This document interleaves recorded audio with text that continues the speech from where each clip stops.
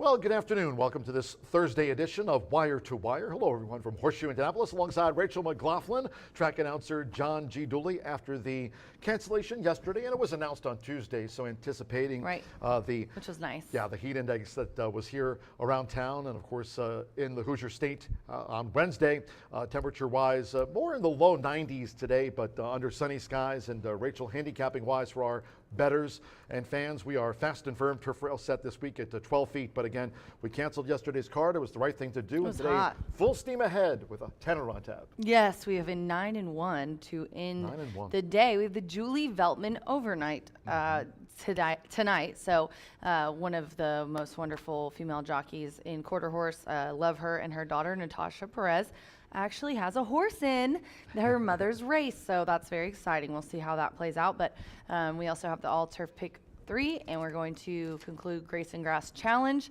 So a lot going on today here at Horseshoe Indianapolis for a hot card. Immediate is that horse that's trained by Natasha Perez, of course. And I put it in just for, I put in my third spot. Just, you never know. There could be some Veltman juju going on. A little mojo going on there. Yeah. That's the 10th race that'll close out the card. And for us, the 4-day stretch again. In fact, it'll be a 3-day stretch because, as I mentioned, with the cancellation here yesterday, no live racing. That's scheduled on Friday, of course, as planned. Friday will be a dark day here, of course. First floor OTB. You've got Kentucky Downs kicking off today there. And, of course, that rich Nashville Derby. Looking forward to seeing the running of the Nashville Derby there on Saturday. We'll kick off an all-quarter horse card here on Saturday at 10:45 a.m. That'll be followed by the 4th annual Fishing Derby, and of course simulcast horse players will be watching that Nashville Derby being staged at Kentucky Downs. We got 10 on tap today, and again the Julie Veltman overnight stakes that will close out the card that kicks off at 2:10. I mentioned sunny skies here today, and again low 90s. Let's get it straight from the horse's mouth. Checking in with Todd Clausen at WRTV6. Pun intended. TK. From Indy's streaming news leader, this is a WRTV update. Well, another hot day for us here at the track as temperatures are back up into the lower 90s here later on this afternoon with partly cloudy skies. Should level off right around 92 degrees here this afternoon, John and Rachel. And then as far as the heat index values go, humidity is not quite as high today. Still obviously very hot, but we don't have those triple-digit heat index values. We should level off in the upper 90s. Now, no racing tomorrow, which is probably good news because we're back into the mid-90s. As we return to the track on Saturday, we'll be ushering in a cooler air mass that's going to take us all the way through the Labor Day weekend. And again, not that Usher's going to be here on Saturday. It's just ushering in a different type of weather pattern here on the weekend. And of course, you like that, I know. I know. I need to remind Todd that we race tomorrow. I'm going to write that down right now. What else did I need to do? I told you. He said we don't race tomorrow. Or that we race Saturday. Oh, okay. We race Saturday. Yeah.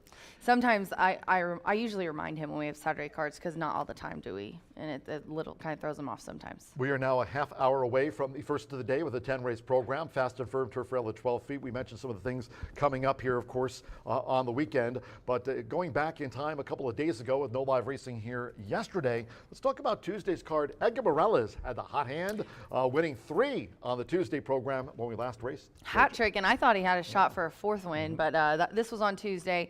Race 2, number 3, Total Heart.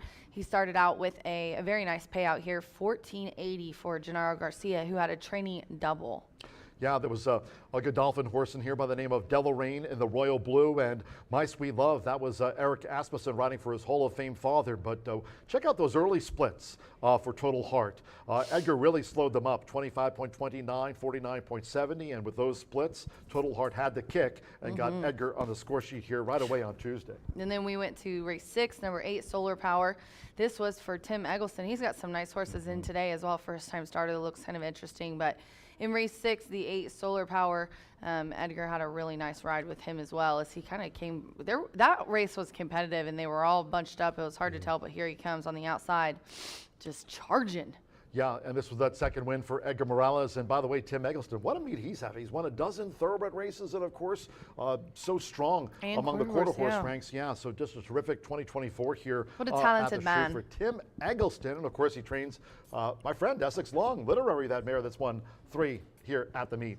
Yeah, very nice. Moving and then on. the 7th race, number 4, Storm Daddy. This one, Adam Gertison. Yeah, everyone was like, woo! This was a really nice race, though. Ooh!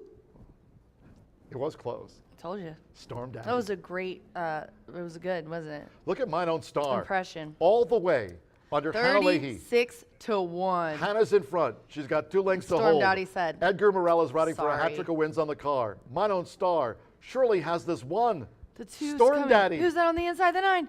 An inch between them. I really I thought thought it Hannah was had it. Hannah. Yeah, but I saw the photo and it was like a whisker bob. Oh. It was like the little bit of a bob and the whisker. Let's take a look at the standings since Gennaro had a double, but we did have a break. And it feels like a Monday a little bit, so let's just show the standings because we also have a sweet stat from Horse Racing Nation. So let's look at the trainers and then we'll show their stats so you can kind of compare. This is overall from the meet. And it was just updated yesterday. Burgess on top, Fernando, and then Evan. Gennaro, Klopp, and Tim. Look at Tim. He's got Yeah, I think 22. He's winning at 12%. Is what Yeah, it was, yeah, 12 or moving 13. up. So, and then we got this, I think it was hot trainers that are in today from Horse Racing Nation, I do believe. Yes.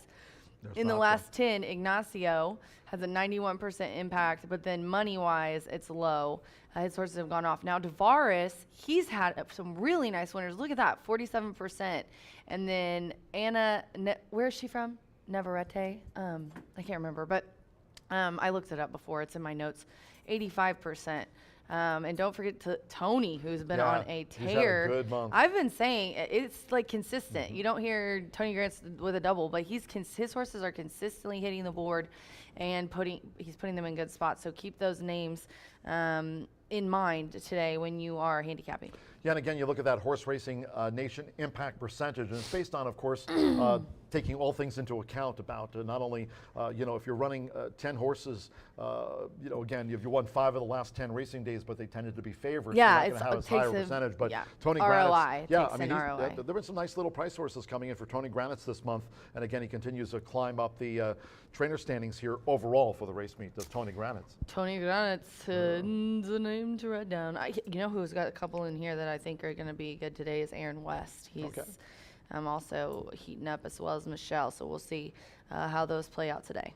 You got some jockeys that are not riding. We don't have a ton of scratches on the card, but given the scratches, we probably have just as many jockey changes as we do changes overall here on the card. Mitchell Murrell coming in from Kentucky, and of course some riders staying in Kentucky with the opening of Kentucky Downs today. But we're excited about our card. It's also, as we get to the end of this month, we're wrapping up the August Grayson Grass Challenge, the 5th annual Grayson Grass Challenge, of course. So Rachel, you're a part of it, and you're right there among the standings, being topped by Ed DeRosa, having already earned $775.20 for, of course, the Grayson Good job, Equine Ed. Research cause. Very nice.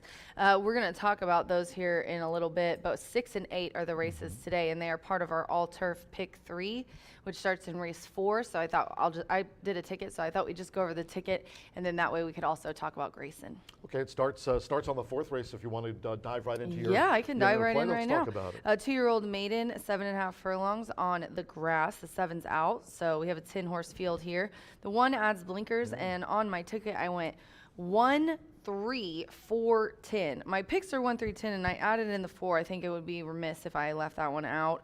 But my top selection is Dirty Talker, Alex Lachard for Rudy Brisset. Whenever they ride together, they have an amazing percentage, the two of them. And then we'll skip to the 6th race, where it is our first Grayson Grass Challenge race, maiden claiming for 12.5, a mile on the grass. This one, I'm probably going to do one of my exacta keys and spread and hope a big long shot hits. But I did put the 14 in, Princess Opal, Manny Esquivel for Chris Davis, who was at Gulfstream in these maiden claiming for 12.5s. But look at the comments. Off slow in the June 30th, and then was in a full 12-horse field with some horses. The 3rd place, red-haired gal, coming back to win next out. So I think this, even though it's both 12.5, I think this is going to be a much easier spot for Princess Opal. So, and then I have the 1 on top, Believe in the Dream, in the 8, Sally Bally. And then in the, is it the 7th or the 8th race? I think the 8th. Yeah, here we go. I got Mitchell Murrell's coming in. He picked up a mount in the 1st race, and I've got him on top, Gentle Soul for Brett Calhoun. I always take note when Mitchell rides here and also when Brett brings horses here. So I've got this one on top, who is dropping down from 62.5, running at Ellis, routing. a mile and a 16th, has 2 wins at that particular distance. The one, Altazar Fernando, is up for Ignacio, and we just saw in the HRN stats that Ignacio definitely is a high percent trainer, so don't leave him off your ticket. But I did single the 7, as I say, don't leave him off your ticket. But if you want to make it 32, you could put the 1 in, but I just have Gentle Soul singled here. So I went 1, 8, 9, 14 in the second leg, and then I singled in here. But yeah, we do have a lot of jockey changes, like in this race. The 3's out, Rodney rides the 5, Landeros is on the 4. But this is a nice little allowance optional claiming for 40, going the long distance of a mile and a 16th. Want to mention too, because if you have the track program, and you mentioned Gentle Soul, Mitchell Morrow riding for Brett Calhoun. Brett, in fact, does have a winner here this meet with Winnetka. That was a sharp winner for that team. And speaking back to that 4th race, and Dirty Talker, that first-time starter with Alex Achard. Good name. To ride for Rudolph Brissett. I have to congratulate Rudolph. Last weekend, he got his first Grade 1 winner. I couldn't believe that was his first. So when I saw that, I was shocked. Those among the Grade 3 wins here in the Indiana Oaks back in 2019. Doug Vuv to me. So nice Mulligan getting that Grade 1 victory. Congratulations. I sent that out on X to Rudolph Brissett with congratulations. And again, Gennaro Garcia leads the trainer standings going into our racing program here today. Alberto Burgos tops the jockeys on 51 wins. Today's contest, by the way, as we get to this last week of August, it is Summer at the Shoe. That is today's contest. Summer at the Shoe. I know, that thing is a pain. And I swear to God, John and the Mikes and the IFBs are mortal enemies. Summer at the Shoe as it comes to a conclusion here as we get to Labor Day fast approaching. Again, hope you're taking part in this contest. Top 5 receiving prizes plus the top 2 that are NHC Tour members. They'll advance to the 2025 NHC Finals. Viva Las Vegas. And the top 5 have been accumulating points heading toward the final. You've got Dan, Gina, Dan Roller right up there with $489.70. Gina Turner, Joe Kelly, not the former bugler at Arlington, of course. Dan Weissenberger and Steve Bart. So they're the top 5. Bonnie. Do you remember Bonnie the bugler? Bonnie Brown. Yeah. Bonnie Brown. Bonnie. She played a good tune. She did. Jean Lawrence. She's fun to Gino, have a glass of wine with. Gino's terrific. Gino's the best. Gino takes part in everything here. Gino's the man, and he knows really good jokes. Saturday, by the way, the fishing derby. Again, all quarter horse card kicking off at 10:45 a.m. And then, of course, you can watch and wager on the Nashville Derby from Kentucky Downs. That so many horse players will be. And 4th annual fishing derby here. That'll be after the races. So we know a lot of people are looking forward to that. 21 minutes away from the first of the day. We need to get rolling here because we've got Brian Aragoni standing by to talk about the 50-cent early pick 5. So sunny, fast, firm, turf rail at 12 feet. See you Saturday. Yep, it's a go for the $1 Horseshoe hat trick, all turf pick 3, and good luck. I think you're going to make a last minute monster move in the Grayson Grass Challenge. I need it. I'm 4th. And I've made a few $100, or a couple $100. Everybody's really done really well. 250, 360. My girl Jenna with 440. Come on, Baby Shark. I want you to beat these boys. I need you to pick a good one today. So I'm gonna go up and send those picks to Tammy right now. And you always have to watch out for Ellis Starr because he could just. He's a wild card. He could just pull. He pulls fifth these. first. Yes, he's had some 50-to-1 shots come in before, and I wouldn't doubt it if he did it. Stick around. Quick commercial break here on the Thursday edition of Wire to Wire. When the program returns, you'll see the face of Brian Aragoni, Racing Rachel, and yours truly. We're done. Have fun. Bye for now. What Rachel said.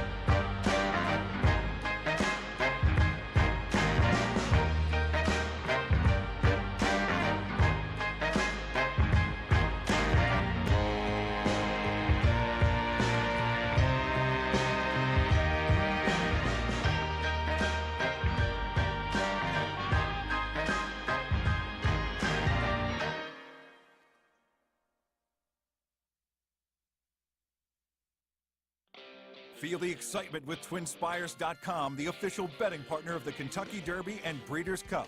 With TwinSpires.com, place legal wagers and watch live horse racing wherever you are on any device. Sign up, play, and win today. New players use promo code FREE100 on sign up to start your $100 bonus. With TwinSpires.com, you can bet on horse racing. Get the TwinSpires.com app to receive special offers and the most up-to-date information. Terms and conditions apply. Void where prohibited. Please wager responsibly.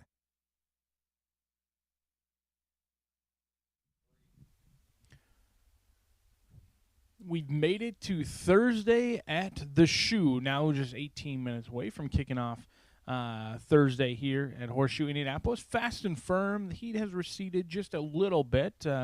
Thankfully took the day off yesterday for our equine athletes, and with that the humidity has gone down just a touch, but still certainly plenty warm here in the dog days of summer in Shelbyville. 10 of them carded today. 3 of them will be on the turf course in races 4, 6, and 8. And I thought these pick 5s are challenging. Part of the reason they're challenging is in races 4 and 5. Those are complete doozies and tough races to navigate. But let's take a look at the opener, where we have a 6-horse field, 25,000 non-winners of 1 on the year. Not a condition we've seen a ton here at Horseshoe Indianapolis. In fact, this is the first one I remember seeing non-winners of 1 on the year. The computers love Fit to Fly. Larry Ravelli and Mitchell Merle, those two are going to command respect. But I think this is a wide-open race, a race to just get along. I know it's not ideal using 4 horses out of 6 in a 6-horse field, but this is wide open. Looks like anyone's game. They all want to be close to the lead, if not on the lead. I'm going to spread out 4 deep in the opener as we move along to race number 2. Maiden special weight variety kicks off today's early pick 4. The 2 and the 4. Do note, Dive Bomber, 8-5. This one can beat me. If Dive Bomber wins, so be it. The horse is going to be all of 2-5. $400,000 Keeneland sale purchase by Omaha Beach. And despite after 4 races, I can say that this one has just not worked out the way they expected. Debuted over at Saratoga. Went off for 3-1 on debut. Then went off favored next time out at Saratoga. Ran a good second behind General Partner, who's since gone on to do some big things. Actually was favored this year on Kentucky Derby Day. Then they tried going long on the turf. I think this is a waving of the white flag. They also tried to get entered over at Ellis Park and were deemed a scratch, uneligible to run at Ellis Park. They shipped back into Horseshoe Indianapolis.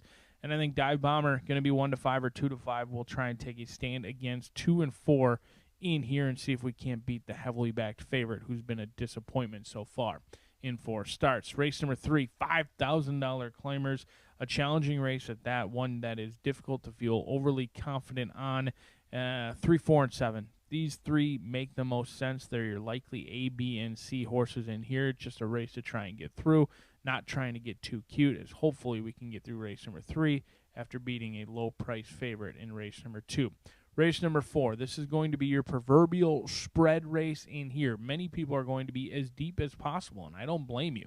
This is a wide-open 2-year-old state-bred fillies on the turf. Anytime you get Indiana breds on the turf, chaos can happen. It's a race where I had to make a decision whether I was going to be all of 7 or 8 deep or try and single. I think Ace of Cats has been in preparation and in training for Tony Granitz. He's kind of our untitled turf trainer. I mean, the guy loves turf. He certainly excels on the turf, and many of his horses are pointed to the turf, and he's done a very nice job this year, not only here locally, but whether it was Tampa, around the country, with 2-year-olds. He's winning at 21% with an ROI almost of $2.20. It's incredible. Ulola has gotten familiar with this 2-year-old filly by isotherm out of Safari Kitten. There's Kitten's Joy on the bottom, Lonro on the top. It should move up nicely on the turf. I thought it hasn't run bad in the 2 dirt starts. In fact, they've been pretty good themselves. Did fade last time out, but ultimately should certainly move up with the mare being all turf. And this is the first full. I think Ace of Cats could be a live single in here at 5-1, but a race where many others will be much deeper than that because it looks like a spread race. We will spread in the 5th. 5.5 furlongs going back on the main track. This is where the late Fire 5 starts, and boy, the racing office put it in an excellent spot. There's no scratches, no changes. A full field of 12 2-year-olds, all looking for their first career victory. You've got some first-time starters mixed in with horses with experience. I find it challenging to go deep in both races, 4 and 5.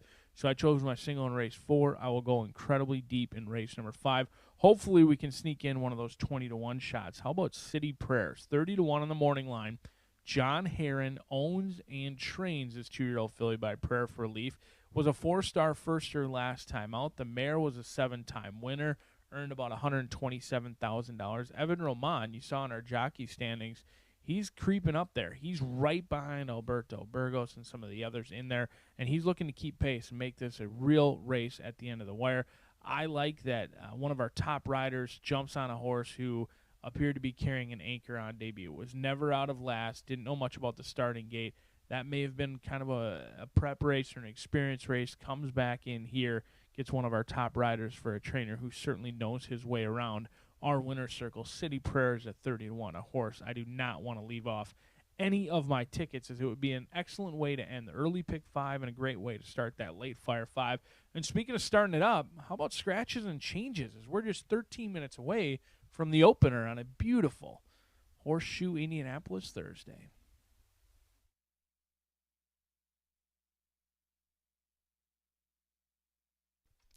Good afternoon from Horseshoe Indianapolis.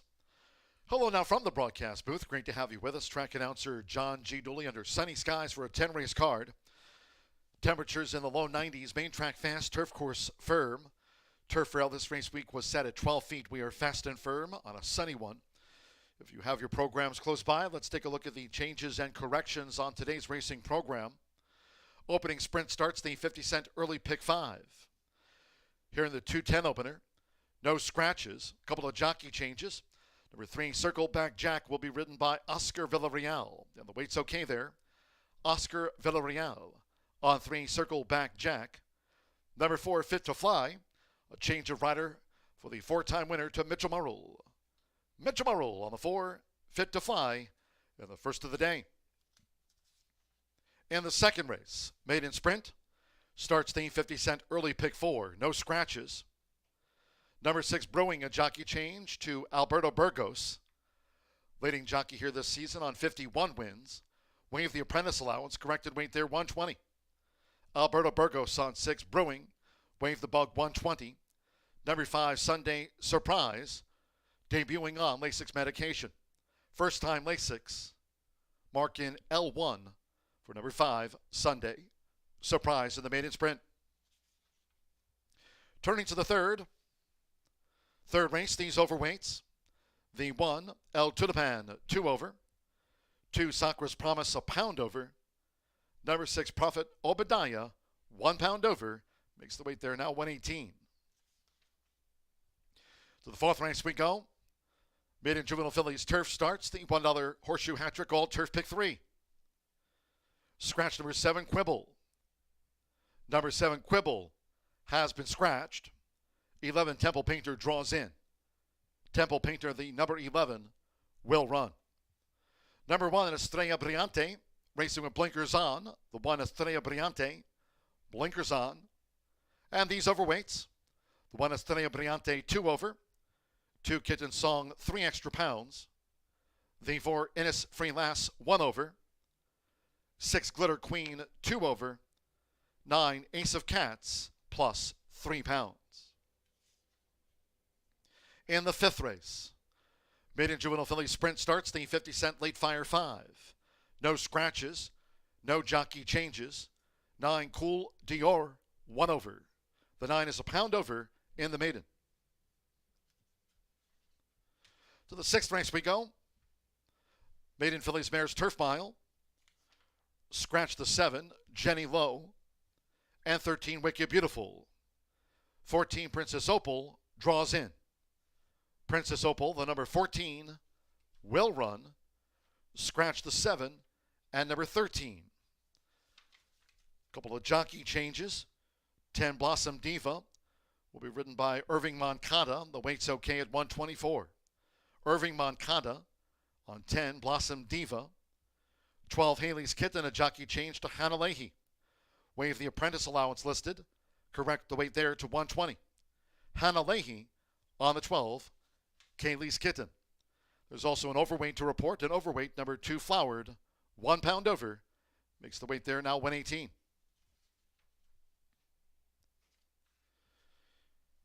In the 7th race, here in the mile, scratch number 4, Parker.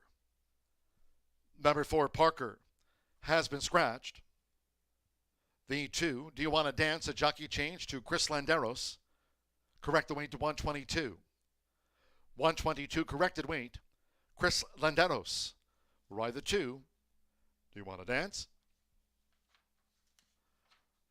We move on to the 8th. 103 today, Carter for the turf course. Here's scratch 3, Hold Your Applause. Number 3, Hold Your Applause, has been scratched. The 4, Bakwena, jockey change to Chris Landeros. On the 4, Bakwena, Chris Landeros. Number 5, Isitude, a change of rider to Rodney Prescott. Rodney Prescott on the 5, Isitude in the turf. In the 9th race, scratch from the sprint, 2, Business As Usual. Take out the 5, Carolina Candy, and scratch number 7, Trotter. With those scratches, wagering-wise, no show, no trifecta, no superfecta, no 10-cent grand high five. No show, no try, no superfecta, no pentafecta wagering. Scratch the 2, 5, and number 7. Race 10, last of the day. Closing the card with the Julie Veltman overnight stakes at 350 yards. Fast, at this hour, no wind. Scratch number 4, Sweet Caroline. Scratch the 4. Number 11, It's a Rio Doso Wedding draws in, and the jockey will be L.D. Martinez. Danny Martinez on number 11, It's a Rio Doso Wedding, draws in and will break from post position number 4.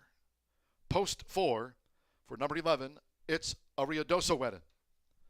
Another jockey change for the 3 famous Lollipop. The jockey there will be Juan Marquez. Juan Marquez on 3 famous Lollipop. Overweights, 2 AP Tempting Sicaria plus 3 pounds. The 5, Classy Looking Chick, 5 over. 6, Sintacha Secret, 3 pounds over. Number 8, JLA Hide the Shine, 3 extra pounds. Number 9, Trixes Are for Kids, 5 pounds over. The 10, Immediate, 3 over. And number 11, It's a Rio Doso Wedding, Danny Martinez rides, and add 5 pounds. There a look at the changes and corrections on today's racing program. The tractors are still out under Sunny Skies 90s, main track fast turf course rated for. So horses still in the walking ring on hold for the opening sprint to start the 50-cent early pick 5. It's now 5 minutes away. Make it a great day with us here at Horseshoe Indianapolis.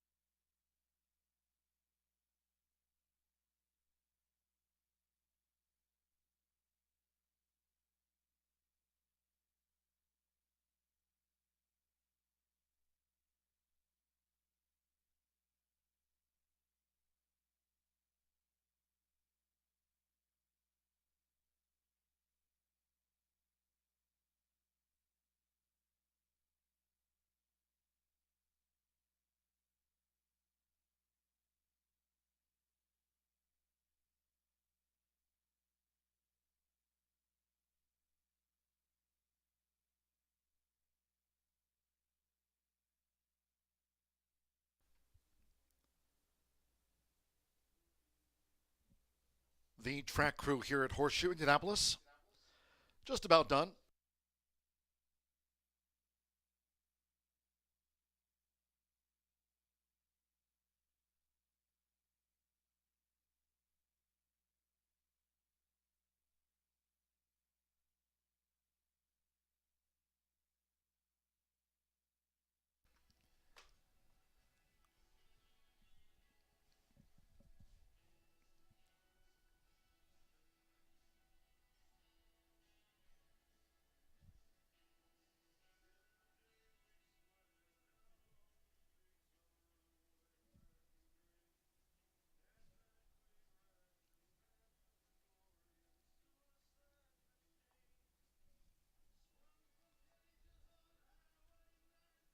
With the tractors now off, paddock judge Brandy Bell with a call for riders up.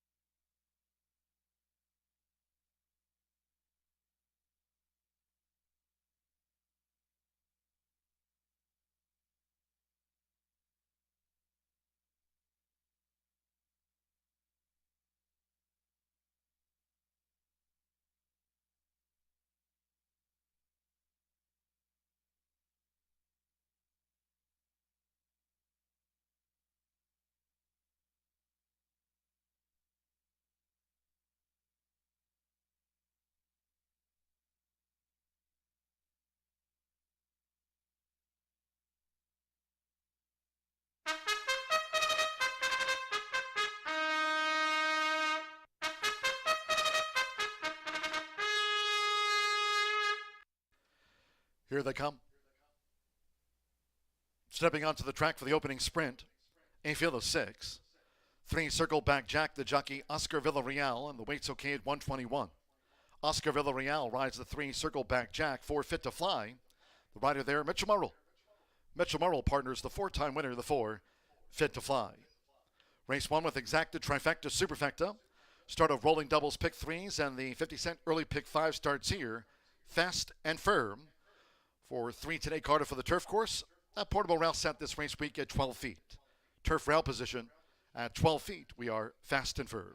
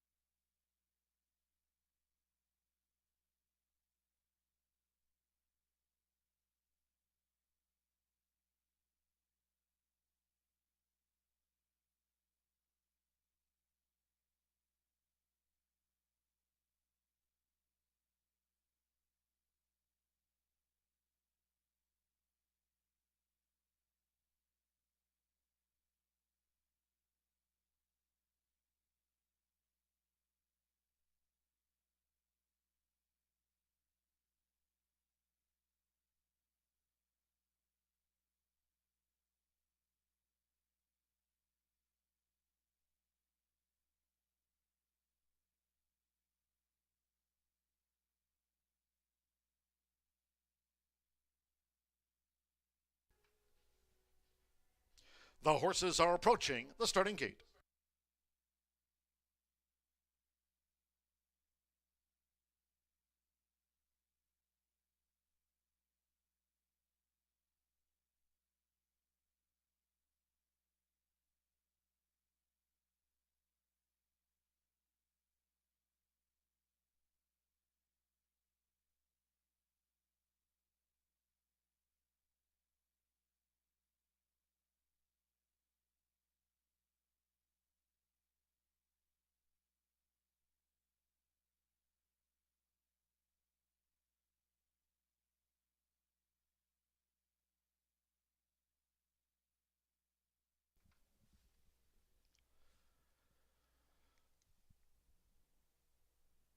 The horses have reached the starting gate. They're going in. Samer Bermudez with Zippin' Gigi. Now Rodney Prescott with Faithful Ruler in the white. Faithful Ruler joins Zippin' Gigi. Oscar Villarreal with Circle Back Jack. Mitchell Morrow with Fit to Fly drew 4.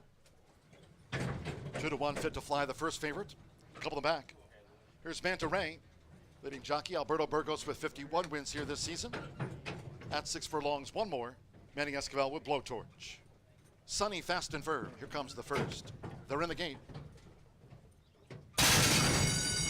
Going and running at Horseshoe Indianapolis. Faithful Ruler rockets away for Rodney Prescott. Fit to Fly is right there, and Zippin' Gigi looks to engage from the rail, but it's Faithful Ruler. So Faithful Ruler, the 5-year-old 5-time winner, has the speed to lead. Zippin' Gigi staying close with Fit to Fly on the outside. Blowtorch in the Black Silks is running in 4th, going past the half-mile pole. 5 lengths back to Circle Back Jack, who's running in 5th, and after a couple of furlongs, Manta Ray trails here in the Thursday opener. The opening quarter, hot pace on 21.99 seconds. It's Faithful Ruler who leads to 3 furlongs from home. Fit to Fly now making a bid for Mitchell Murrell. Faithful Ruler and Fit to Fly drawing in as they come past the quarter pole. After vying, Zippin' Gigi will straighten away in 3rd. And then on the outside, Blowtorch. Circle Back Jack on the extreme outside, and Manta Ray has trailed. Heads her turn for home. It's Fit to Fly. Into the stretch. Half mile, 45.31 seconds. Fit to Fly. Set sail for the final furlong with Mitchell Murrell, and has come clear from Faithful Ruler. Zippin' Gigi boxing on with the rail. A late bid by Circle Back Jack and Blowtorch between horses. Fit to Fly is gone. Fit to Fly, first by 5 from Circle Back Jack, then Manta Ray and Blowtorch.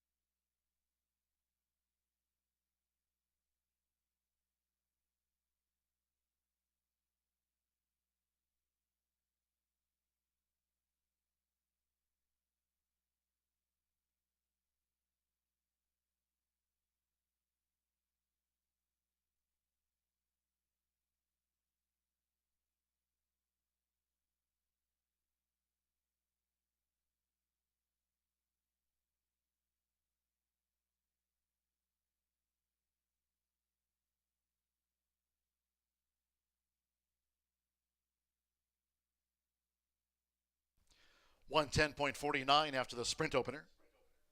4-3-5-6. The judges have posted the full unofficial run order to race 1. Number 4, Fit to Fly. 3-1 first. 3, Circle Back Jack at 9-2 was the runner-up. 5, Manta Ray at 5-1 third. 6, Blowtorch, 9-2 fourth. 4-3-5-6. Mitchell Murrell in for the win. Carolyn Wilson, Larry Ravelli, son of West Coast, now a 5-time winner. It's Fit to Fly at 3-1.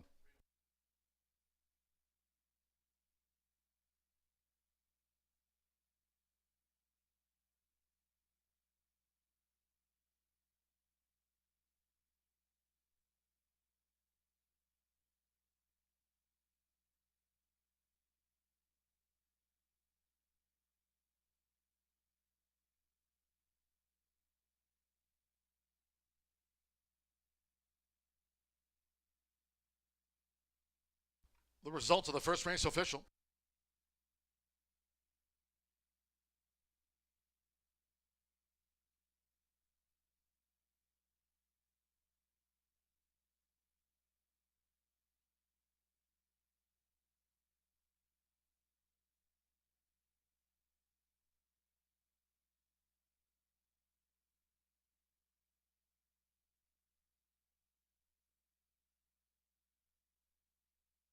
In the Murphy Trailer Sales Winner's Circle, the 4 Fit to Fly with Mitch Morrill.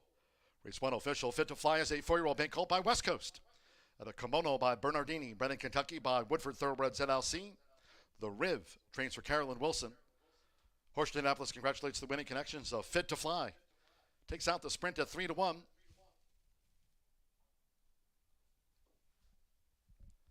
The 4-3 Exacta returned $53.20, 50-cent trifecta. 4-3-5, $60.30. And with Blowtorch fourth in the sprint, the 10-cent superfecta 4-3-5-6 paid $23.60. All 6 ran, fast track 110.49. To the second race we go. Made in sprint, no scratches. Number 6 Brewing, a jockey change to Alberto Burgos. Waive the apprentice allowance, 120 pounds, corrected weight there. Alberto Burgos rides 6 Brewing. 5 Sunday Surprise, debuts on Lasix medication. First time Lasix, marking L1 for 5 Sunday Surprise. Race 2 with Exacta Trifecta Superfecta. Double pick 3 starts at the 50-cent early pick 4 with a sprint. Fast and firm. 18 minutes away from post time at 2:41 in all cases. Please do try to make your selections at Horseshoe Indianapolis Wagers today early. Thank you. Coming up in a moment, our first replay of the day of the sprint. Hope you had a bet on Fit to Fly.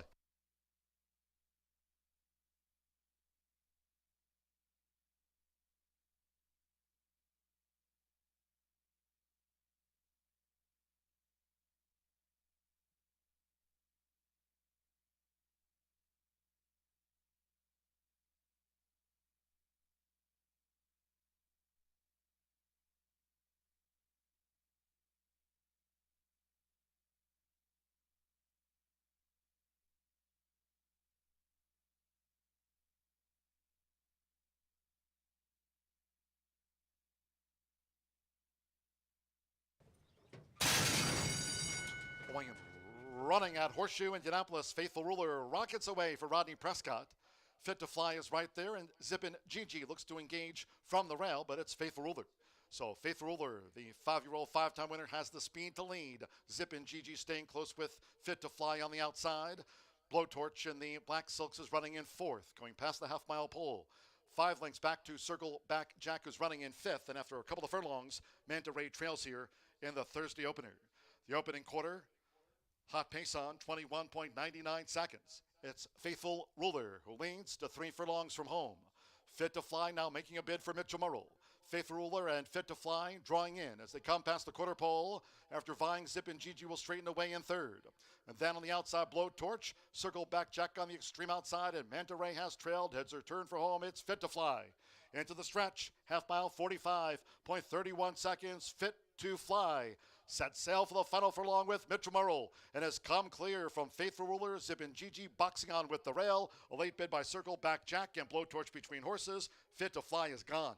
Fit to Fly, first by 5 from Circle Back Jack, then Manta Ray and Blowtorch.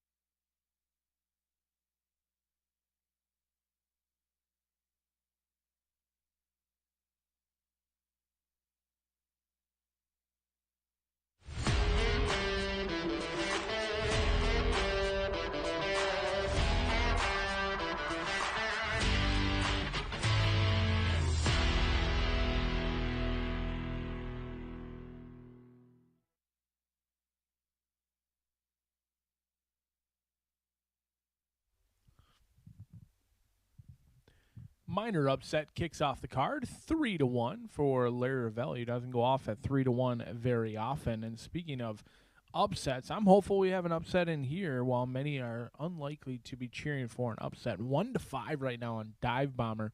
Opened up at 1-9. Really no stranger to being favored. In fact, this horse has never touched 3-1, even though running on some of racing's biggest days. Debuted at Saratoga on July 22nd last year. Then ran again at Saratoga, went off below 2-1. Then ran on Derby Day, of all things. An 11-horse field was bet all the way down to 5-2 that day and missed the board. Was entered to run over at Ellis Park, didn't make that race, now ships in here, and the $400,000 son of Omaha Beach is not going to find himself in my top 3 selections. He's been a disappointment so far, and I see no reason to play a 1-5 shot in this spot. If he wins, so be it. But myself, along with 7-time handicapper of the year over at Canterbury Park, Bruce the Meyer Oracle, Major Mac is our top selection in here. Manny Esquivel, currently a big overlay in here because a lot of the money has gone in on Dive Bomber, but Manny Esquivel takes over for Matt Shearer takes over for Greg Compton in here. However, ownership has not changed. It remains the same since that last race over at Delaware. And I think Major Mac is going to play a speed presence in here, and hopefully he sticks around late. Manny Esquivel aboard. He's winning at 17%. His mounts have gone up, and so has his win percentage, which usually is the other way around. As the mounts go up, your win percentage goes down, but not the case with Manny Esquivel in here. Major Mac recently gelded. The ultimate equipment change did occur recently since that last start on June 12th. Has been given some time off and should be fresh, maybe a little bit lighter as well. And we'll see if Major Mac can carry that speed to a place that's yet to carry him to, and that is the winner's circle. But going to have to deal with number 2 and Renair Arietta for Heather Iron, 3-year-old Roan by Colefront, who's got 4 second-place finishes. In fact, 4 seconds in a row since being tagged for $50,000, claimed for $50,000 out of a good second-place finish. Has run once at that $50,000 price tag. Now comes back to the maiden special weight level. So Horseshoe's been in for a tag, but it's really a lateral move. I mean, when you get those high maiden claimings, the purse money does go down, but a lot of times the class level stays somewhat similar, at least in my opinion. Does close well in each and every race, but is yet to push past. Should get some pace to chase in here from the top selection, and we'll see if number 2 can push by for the first time in the career, or if the train of seconds will continue. It would be amazing to see 5 seconds in a row. Maybe not for the connections, but they're still paying their way with those second-place checks. 8-1, a great value player in here. And speaking of seconds, Chalice, the local feel in here, is a 3-year-old colt who is also claimed for $12,500 from Cherie DeVoe. Tabbed this one out of a turf event, and since then has certainly paid the way. Now, not often are you going to be able to claim a horse for $12,500, go back up to the maiden special weight level, and hit the board in all 3 starts. So credit to Emma Sanchez and her team for identifying this horse. They claim it all for themselves, and they've done very well back at the allowance level. Evan Roman going to be calling the shots in here. I thought rolled home nicely last time out and was catching your 1-5 winner with each and every stride in Bow Street, who was frankly saved by the wire because Chalice was coming with each jump at 22-1. Could be very similar today. Going to deal with another 1-5 shot in here in Dive Bomber. The projections are true, 1-5, so Chalice going to be a big price. Couldn't catch the 1-5 last time. We'll see if the results are different today than they were on August 6th, but I'm all about Major Mac. Recently gelded the speed of the speed, 4, 2, and 3. We'll see if this chalk is legitimate or beatable, and we'll find out 6 minutes from now.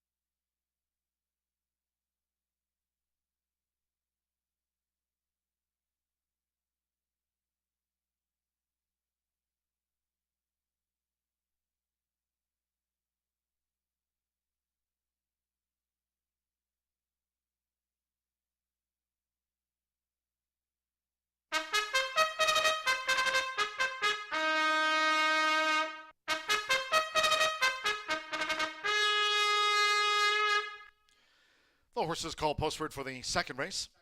This maiden sprint at 6 furlongs, a field of 6. Number 6, Brewing, the jockey Alberto Burgos. Weight the apprentice allowance 120 pounds, the corrected weight. Alberto Burgos rides the 6. Brewing debuts. Number 5, Sunday Surprise. That newcomer, first time on Lasix medication. Mark in L1. First time Lasix for number 5, Sunday Surprise. Race 2 features Exacta, Trifecta, Superfecta. Double pick 3. Maiden sprint starts the 50 cent. Early pick 4. For those fans that might be placing advanced wagers, a change in the 9th race. Looking ahead to the 9th.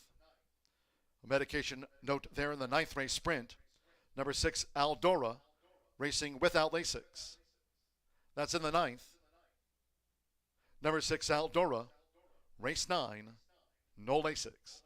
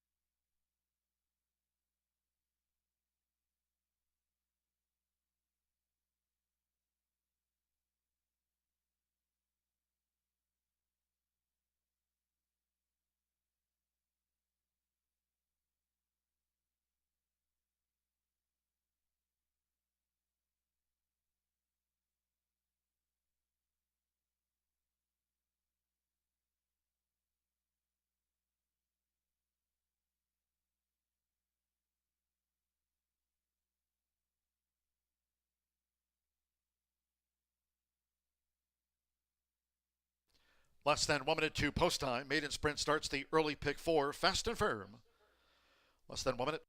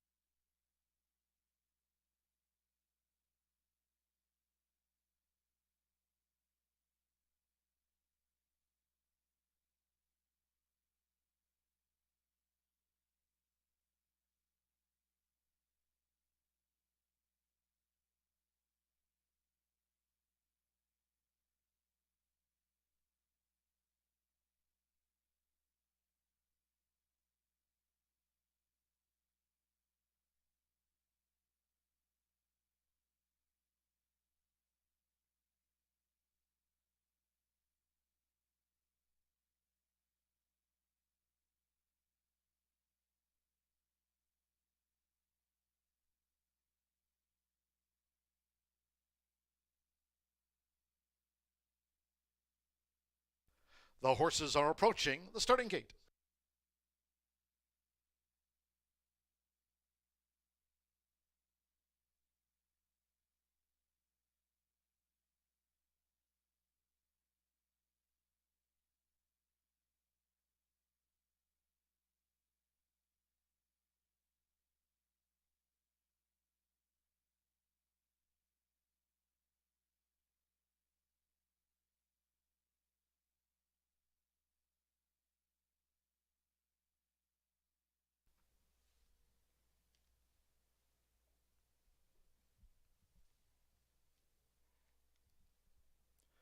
The horses have reached the starting gate. It is now post time. Loading in front of starter Ray Kuick, Fernando de la Cruz with Dive Bomber. Son of Omaha Beach, 1-2 favorite Dive Bomber here in the maiden. Loading up. Rainier Arrieta with Mellifluous coming up. Joins Dive Bomber. Evan Roman with Chalice drew 3.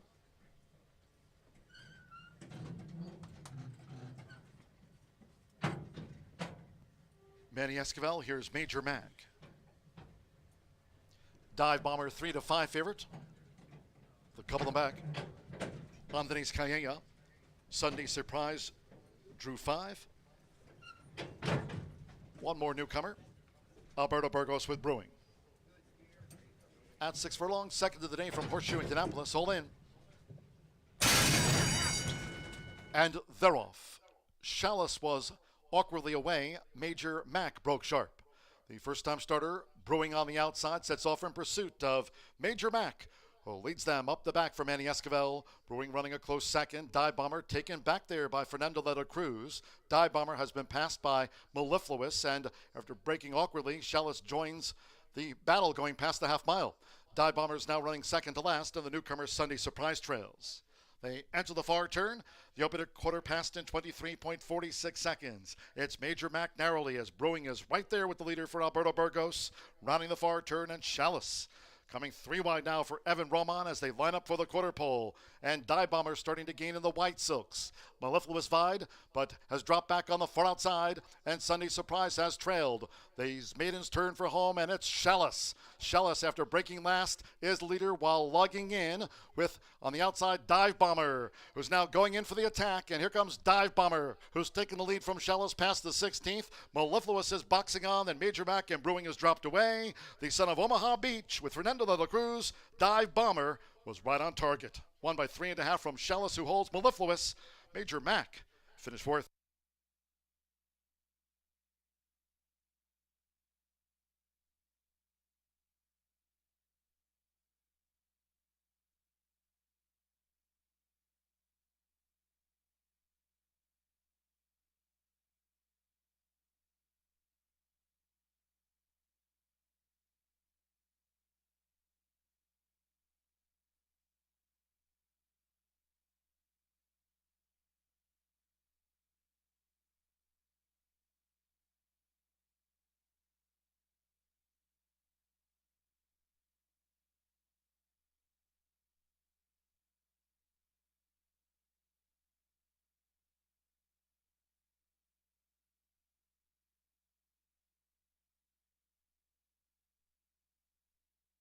One Dive Bomber at 1-5. Favorite takes out the maiden.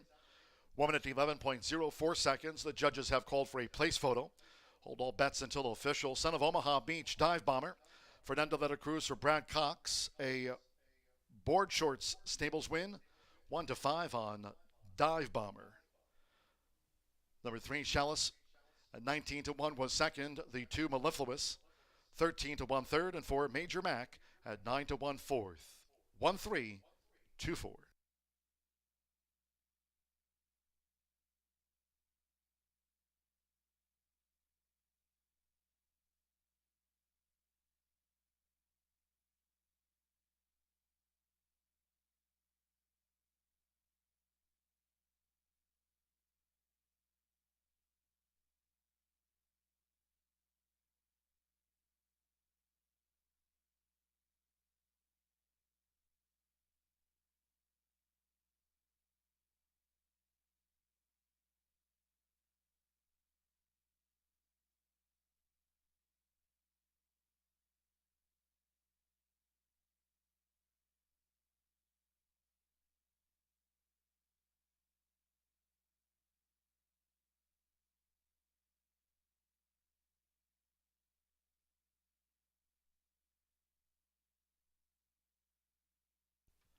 In the Murphy Trailer Sales Winner's Circle, the 1, Dive Bomber with Fernando de la Cruz.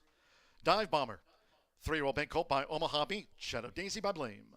Bred in Kentucky by Clear Sky Farms, Brad Cox Trains. For Board Shorts Stables LLC. It's official.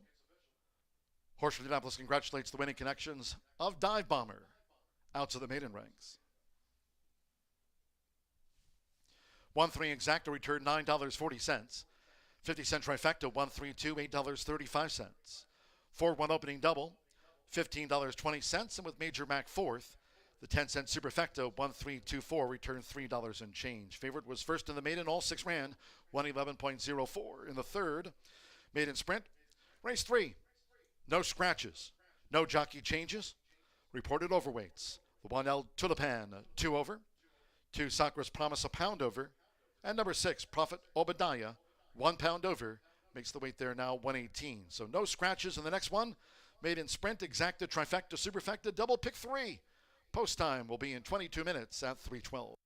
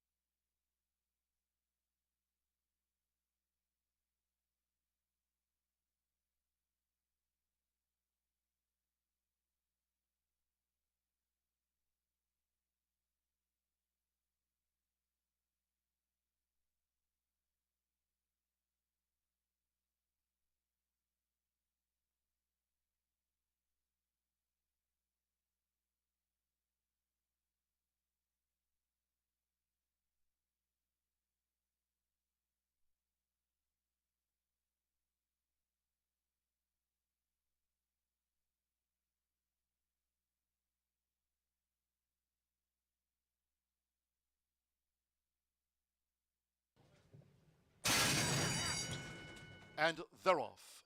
Chalice was awkwardly away. Major Mac broke sharp. The first-time starter, Brewing on the outside, sets off in pursuit of Major Mac, who leads them up the back for Manny Esquivel. Brewing running a close second. Dive Bomber taken back there by Fernando de la Cruz. Dive Bomber has been passed by Mellifluous, and after breaking awkwardly, Chalice joins the battle going past the half mile. Dive Bomber is now running second to last, and the newcomer Sunday Surprise trails. They enter the far turn.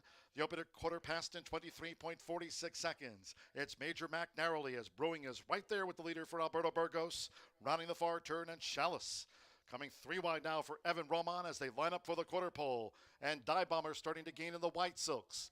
Mellifluous vied, but has dropped back on the far outside, and Sunday Surprise has trailed. These maidens turn for home, and it's Chalice. Chalice, after breaking last, is leader while lugging in with, on the outside, Dive Bomber, who's now going in for the attack. And here comes Dive Bomber, who's taken the lead from Chalice past the 16th. Mellifluous is boxing on, then Major Mac and Brewing is dropped away. The son of Omaha Beach with Fernando de la Cruz. Dive Bomber was right on target. Won by 3.5 from Chalice, who holds Mellifluous. Major Mac finished fourth.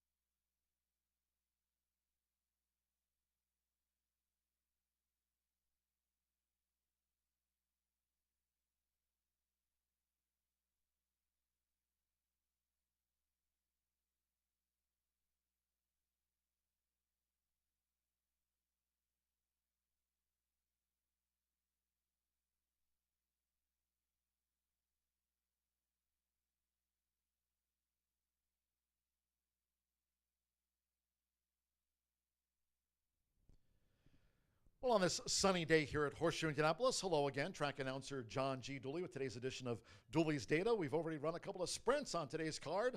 Fit to Fly at 3-1, a generous price, with Mitchell Murrill taking out the sprint opener. That for Carolyn Wilson and Lowry Ravelli. And one race ago in the maiden sprint, it was the son of Omaha Beach, the big favorite, and Dive Bomber did not disappoint in that second race maiden. Dive Bomber out to the maiden ranks today for trainer Brad Cox, with a couple of sprint races already in the books here on a sunny, fast and firm Thursday at Horseshoe Indianapolis. Later today, our quarter horse feature, and it's a nice one, an overnight stakes. It is the Julie Veltman overnight stakes. So let's talk more about Julie on today's edition of Dooley's Data.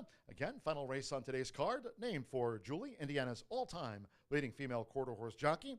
And Julie, a native of Michigan, ranked 13th in wins on the list of all-time leading jockeys at Horseshoe Indianapolis. So quite an honor, and having the overnight stakes named for her today here at Horseshoe Indianapolis.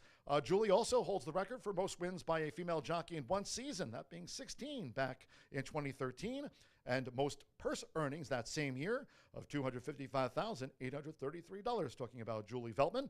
Overall, Julie won 71 races here at the Shoe, with all-time career earnings of $1.1 million, both records for a female quarter horse jockey. By the way, her daughter, Natasha Perez, having a nice meet, of course, often combines with Diego Bocanegra among the leading quarter horse jockeys here this season. Natasha followed in her footsteps, Julie's footsteps, as a jockey, and is now a quarter horse trainer in Indiana. Natasha Perez, she's a horse in the last of the day. That name for Julie Veltman, our overnight stakes, a quarter horse dash on a sunny day here. Wind really no factor, and a fast main track. So looking forward to the Julie Veltman overnight stakes, our final quarter horse dash of the day. Just reminding everybody again, no live racing tomorrow. That is scheduled dark day. And Saturday, speaking of Julie Veltman, Natasha Perez, Giovanni Vasquez Gomez, Diego Bocanegra, Juan Marquez, Danny Martinez, Tony Cunningham, Tim Eggleston, and all the top quarter horse jockeys and trainers. All quarter horse card here on Saturday kicks off at 10:45 a.m. And Saturday's quarter horse card on Saturday on August 31st. We'll wrap up August with the 4th annual Fishing Derby. Hope you can join us here at the weekend at Horseshoe Indianapolis.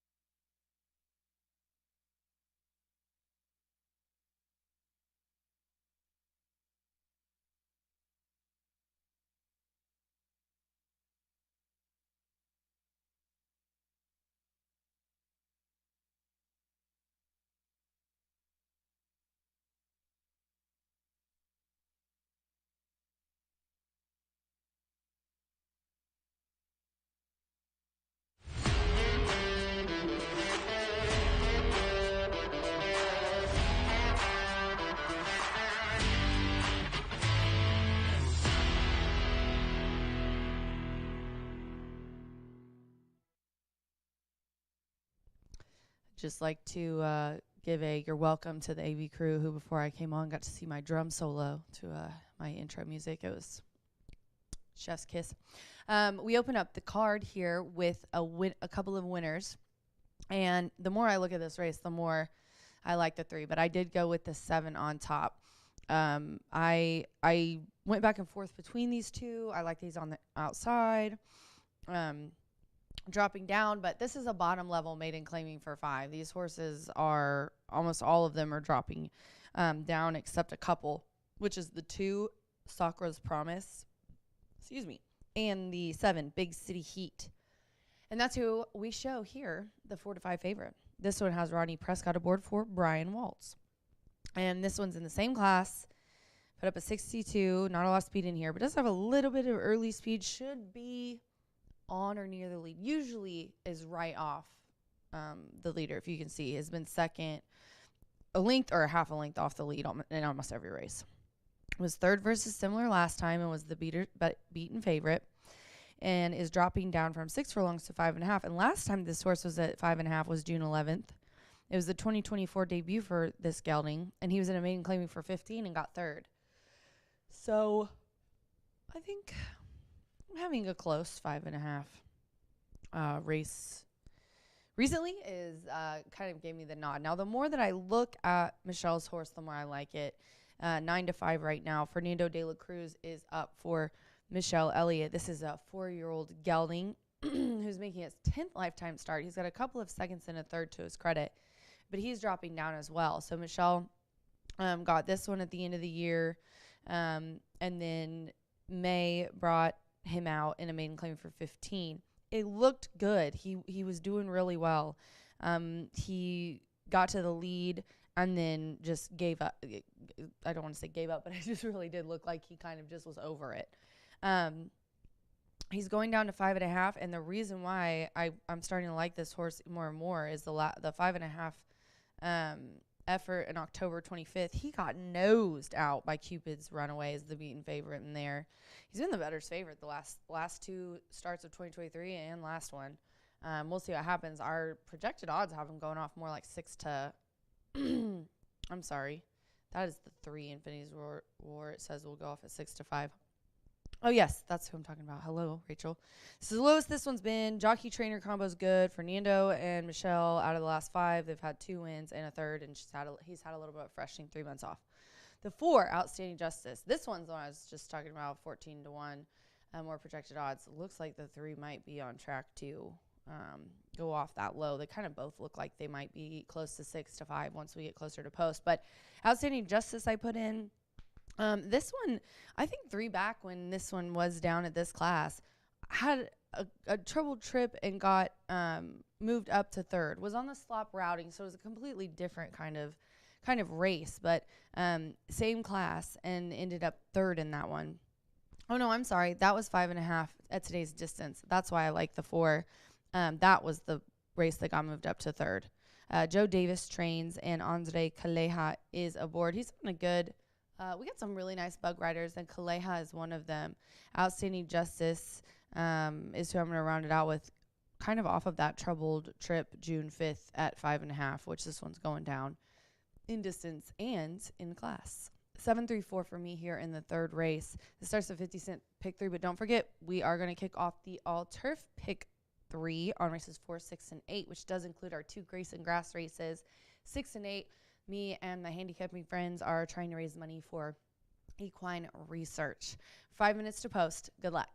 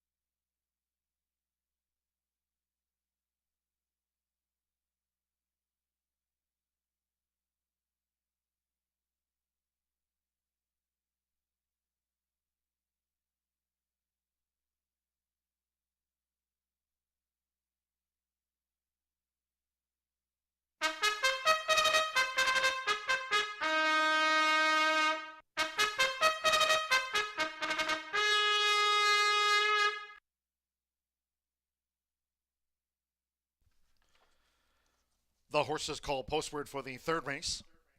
On parade for the maiden sprint, carded at 5.5 furlongs, a field of 7. All 7 run. No scratches, no jockey changes. Overweights reported. 1 El Tulipan, 2 over. Number 2, Sakra's Promise, a pound over. Number 6, Prophet Obadiah, 1 pound over. Exacta, trifecta, superfecta, double pick 3. And getting close to post time.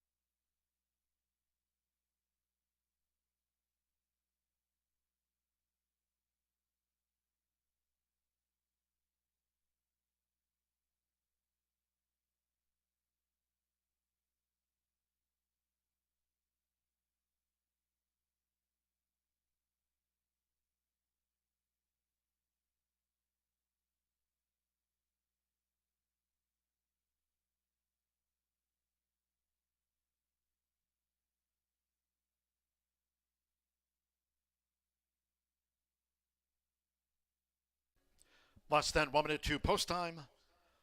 Less than 1 minute.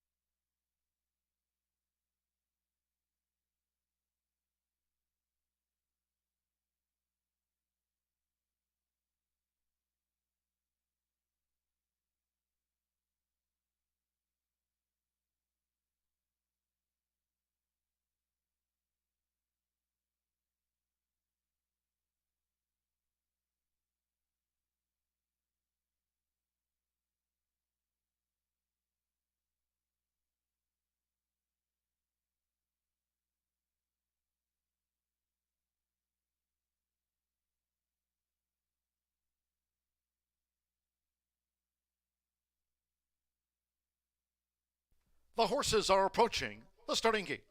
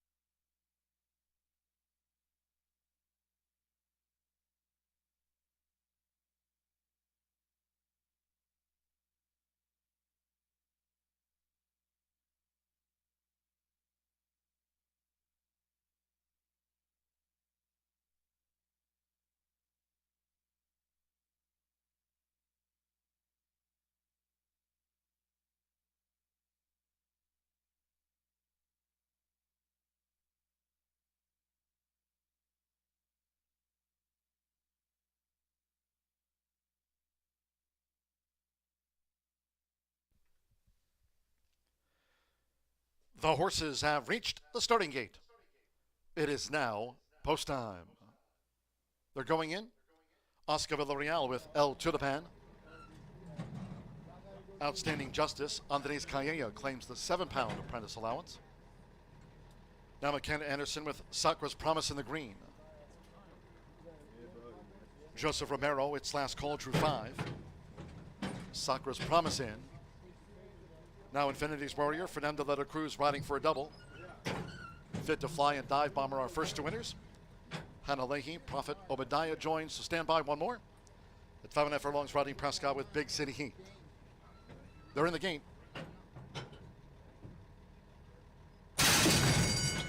And they're off. Outstanding Justice.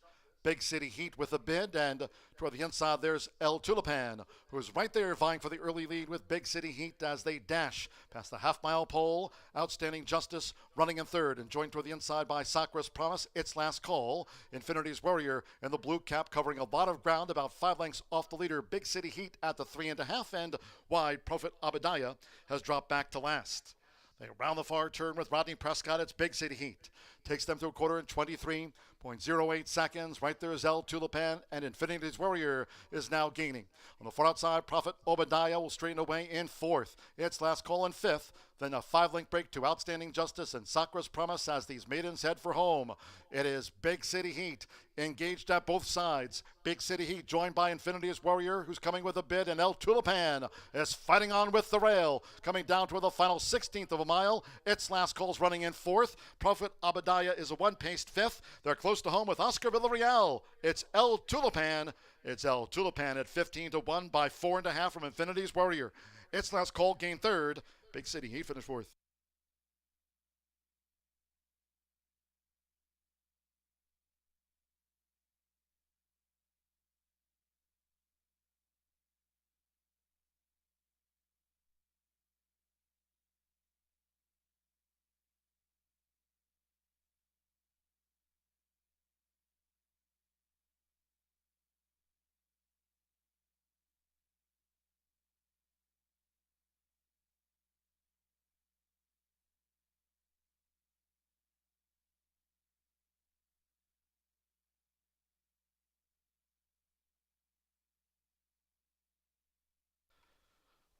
.106.07 after the maiden sprint. 1:3:57, the unofficial run order to race 3, number 1, El Tulipan, upsets at 15-1. Takes out the maiden. Number 3, Infinity's Warrior at 4-5, the runner-up. Number 5, Its Last Call, 10-1, across in 3rd, and 7, Big City Heat at 3-2 in his 12th run. Back in 4th, 1:3:57, Oscar Villarreal claims a 7-pound apprentice allowance. Gets on the Thursday score sheet for Joe Davis Jimenez Racing Stable. Son of Skylord, first up in 2024, and gets off the mark in his 6th career start.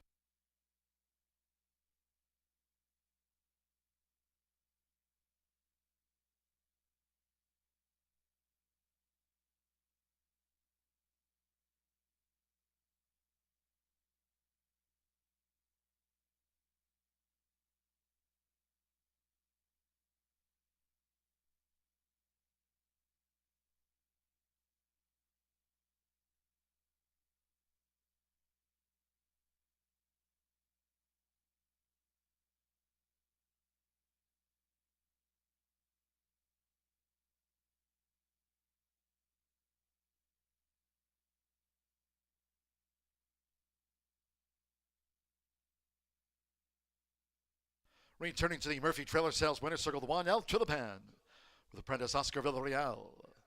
El Tulipan is a 3-year-old dark bear brown gelding by Skylord, and a black tulip by Rock Hartet.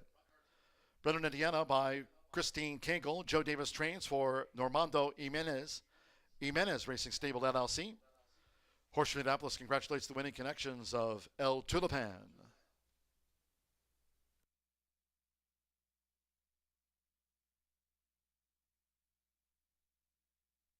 Results of the 3rd race now official.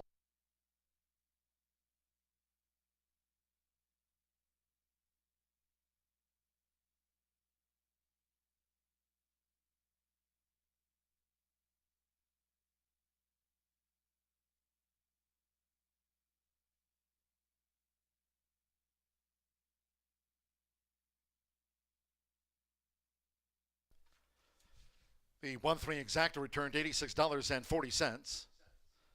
First pick 3 on the card. 4 with the 1 with the 1. 50-cent pick 3 paid $94.35. 50-cent trifecta 135, $88.90. 1-1 double, $42. Dive bomber to El Tulipan, and the 10-cent superfecta 1357 returned $36.44. Big City Heat ran 4th. All 7 started 106.07 seconds after the maiden. In the 4th, maiden juvenile fillies turf. Scratch the 7 Quibble. Number 7 Quibble has been scratched. The 1 Estrella Brillante 2 over. The 2 Kitten Song 3 pounds over. Number 4 Innisfree Lass, add 1 pound to the program weight. 6 Glitter Queen 2 over. 9 Ace of Cats 3 extra pounds. Also note the 1 Estrella Brillante racing with blinkers on. Trainer Tony Duran adding blinkers. Blinkers on the 1 Estrella Brillante. Scratch the 7 Quibble. Race 4, turf course rated firm around the 12 feet, exacta, trifecta, superfecta. Double pick 3, start to the $1 horseshoe hat trick, turf pick 3. 24 minutes to post time. We go to the turf, due off at 3:46.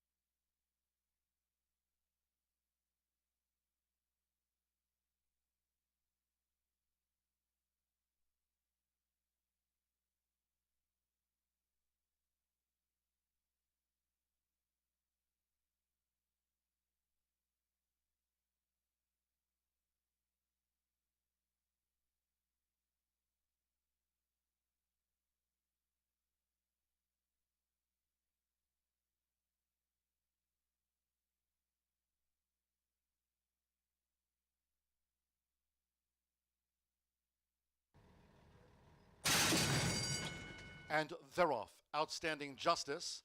Big City Heat with a bid, and toward the inside there's El Tulipan, who's right there vying for the early lead with Big City Heat as they dash past the half-mile pole. Outstanding Justice running in third, and joined toward the inside by Sakra's Promise, Its Last Call. Infinity's Warrior in the blue cap covering a lot of ground, about 5 lengths off the leader. Big City Heat at the 3.5, and wide Prophet Abadiah has dropped back to last. They round the far turn with Rodney Prescott. It's Big City Heat. Takes them through a quarter in 23.08 seconds. Right there is El Tulipan, and Infinity's Warrior is now gaining. On the far outside, Prophet Obadiah will straighten away in 4th. Its Last Call in 5th. Then a 5-length break to Outstanding Justice and Sakra's Promise as these maidens head for home. It is Big City Heat engaged at both sides. Big City Heat joined by Infinity's Warrior, who's coming with a bid, and El Tulipan is fighting on with the rail. Coming down to the final 16th of a mile. Its Last Call's running in 4th. Prophet Abadiah is a 1-paced 5th. They're close to home with Oscar Villarreal. It's El Tulipan. It's El Tulipan at 15-1 by 4.5 from Infinity's Warrior. Its Last Call gained 3rd. Big City Heat finished 4th.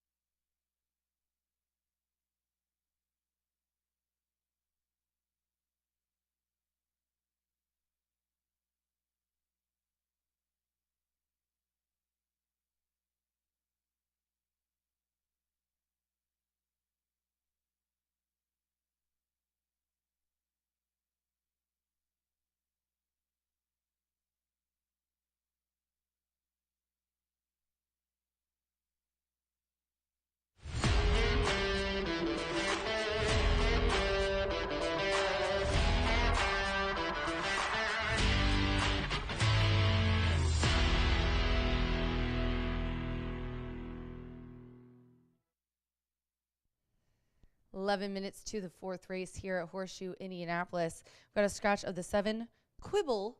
The AE11 Temple Painter does draw in, and the 1 will run with blinkers on today. The 9 right now is the 5-2 favorite, Ace of Cats. I'm going to go with the 3 here, Dirty Talker, 4-1. We just saw that Horse Racing Nation rating for Dirty Talker. 5-star rating is something that you should note from those Horse Racing Nation stats. Alex Achard and Rudy Brisset also are at an amazing team. I always take note when he brings a horse here and Alex rides for him. He's also, Brisset is 20% in maiden special weight ranks. 2-year-old filly by Klimt, a Broken Vow Dam. First time ever. So we got the debut here and a nice gate work on the poly. I love these works on the poly because, as we say, you know, poly form usually does transfer onto grass. She's going 7.5 today. Only horse that's raced on grass in the entire field is the 4. So I've got 3 horses, but I would definitely put the 4 in your picks if you're going to play supers 3, 1, 10, 4. This is the first leg of our all-turf pick 3 as well. I'm going to go with the 1, Estrella Brillante. This one's 6-1, as I said, adding blinkers. Now, I did a little research here with this one's dam. She has 4 winners from 8 starters and 0 turf winners, which is weird because for her career, she liked the turf. 12 of her 19 turf starts were in the money. Excuse me. Granted, it was only like 1 win, but it was like 7 seconds and 6 thirds or something. I mean, she ran well on the grass, but she hasn't produced any turf winners. Maybe she has with this Spite Song filly. As I said, first on grass, and she hasn't really done a whole lot, but at 5 furlongs on July 17th, she was 3rd. She's going 7.5, which is the furthest she's gone. Let's see if she likes the added distance and it makes a difference for her today. And then I'm going to go with the 10 Matoli Secret. This one is 14-1 here. As I was watching, the 1 looked really good on her toes. Matoli Secret gets Fernando de la Cruz for Michelle. This one's had a couple months off, and Michelle and Fernando, as I said last time, are have a good percentage together. 5 out of the last 5 starts, they've had 2 wins in a second. And this one hasn't done much, so we're switching it up, and I love that. Not only are we going turf and we're stretching out to 7.5, look at this horse's, she is just, she looks really good right now. You can tell she's playing with her lip or tongue tie and stuff, but she gets off to an awkward start, stumbles at last time. Both 7-horse fields is a little bit bigger field, but she's outside. So maybe she'll get a break because they're, you know, a little bit easier of a break because there's only 1 horse to her outside the 11 that drew in. So I've got 3, 1, 10 here, but I would, if I was playing exotics, I'd do 3, 1, 10, 4 because that horse put up a 60 last time, showed a little bit of speed on the grass. It's the only one, plus Romero. He's a good bug rider. 3, 1, 10 for me here in the 4th. Don't forget, this does start the hat trick, and I think I have a minute if you want to throw up my ticket, Aaron. I'll just go over it real quick. The next turf race is the 6th, and I went in that one 1, 8, 9, 14. I'll tell you why I like Princess Opal the 14, 20-1 on the morning line. Chris Davis, first of all, a good trainer, coming out of a full field last time and missed the break on June 30th. Those are both on the poly, so hopefully it's not completely different to run on the grass from the poly. I think this one looks really good on the outside, and those are both at maiden claiming for 12.5. And the 6th race is the same class, but they're going a mile today. Then I'll just quickly tell you, I singled Mitchell Merle in the 7th. So if you're listening, Mitchell, don't let me down, bro. I singled this one in my pick 3, Gentle Soul, Brett Calhoun. I always make know when Brett comes. He puts him really well, dropping down in class, loves turf, loves the route. So those are also the Grayson grass races, the 6th and the 8th. We'll see if we can't make some money on my ticket. It's actually a $16 ticket, Aaron. And we'll see if we can make some money on my ticket, and we'll make some money for equine research. But in this race, I got the 3 on top. We're just 6 minutes to post. Good luck.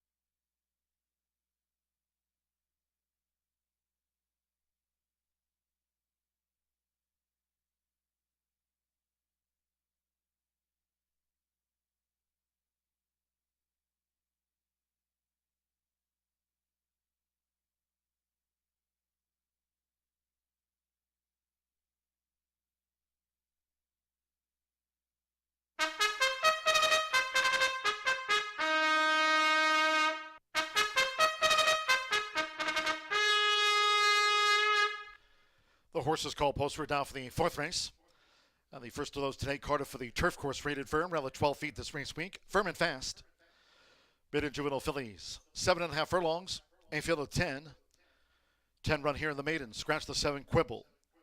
Number 7 Quibble has been scratched. Overweight, spun Estrella Brillante, 2 over. Number 2 Kitten Song, 3 over. 4 Innisfree Lass, 1 extra pound. 8 Glitter Queen, 2 over. 9 Ace of Cats, plus 3 pounds. Equipment change for the 1 Estrella Brillante, blinkers on. Blinkers on, number 1, Estrella Brillante. Race 4 with exacta, trifecta, superfecta. Double pick 3. Maiden juvenile fillies turf starts the $1 horseshoe hat trick turf pick 3. 3 minutes to post time. 3 minutes to the off.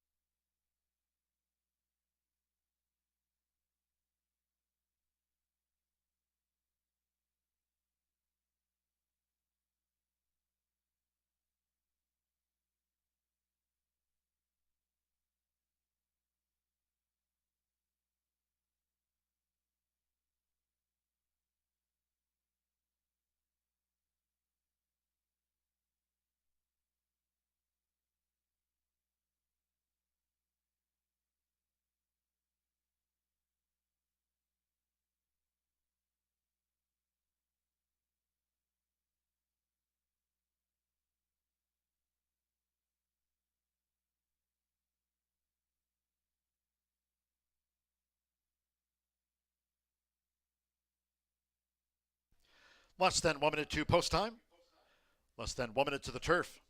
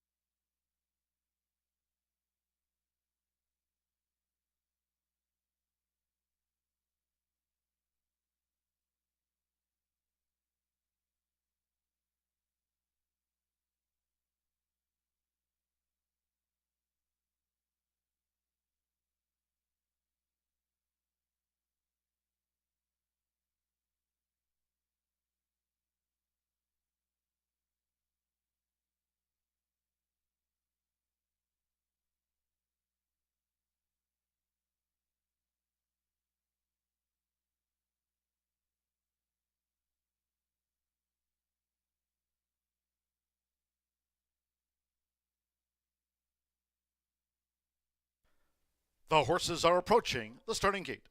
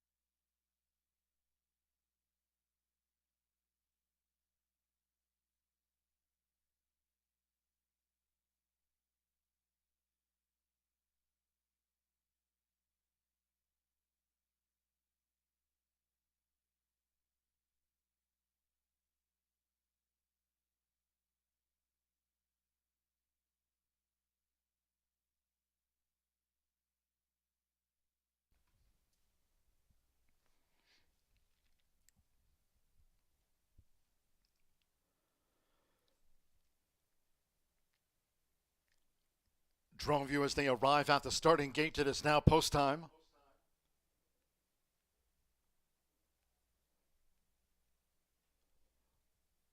Loading Manny Escobar with Hoosier Classic, McKenna Anderson, Estrella Brillante.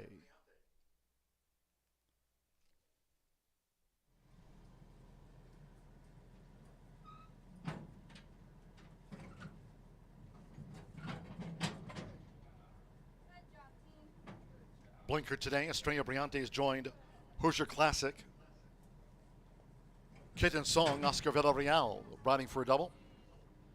Eddie Perez Glitter Queen has moved in. Now Alex Achard and the first-time starter, Dirty Tonker. 5-2 favorite, Dirty Tonker. Anthony Zalo with Ace of Cats facing up to the gate.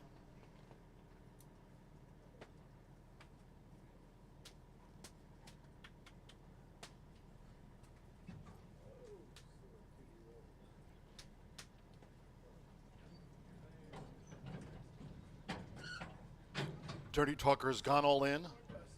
2-1 favorite now, Dirty Talker. Ace of Cats loaded. Matoli Secret, Fernando de la Cruz has a win on the card. This over the 7.5 furlongs.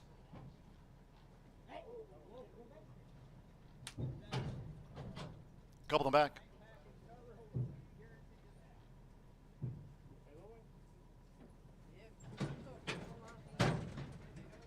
So with Joseph Romero, Innisfree Lasses in. Now Sophie Doyle with Sweet Heat in the maroon.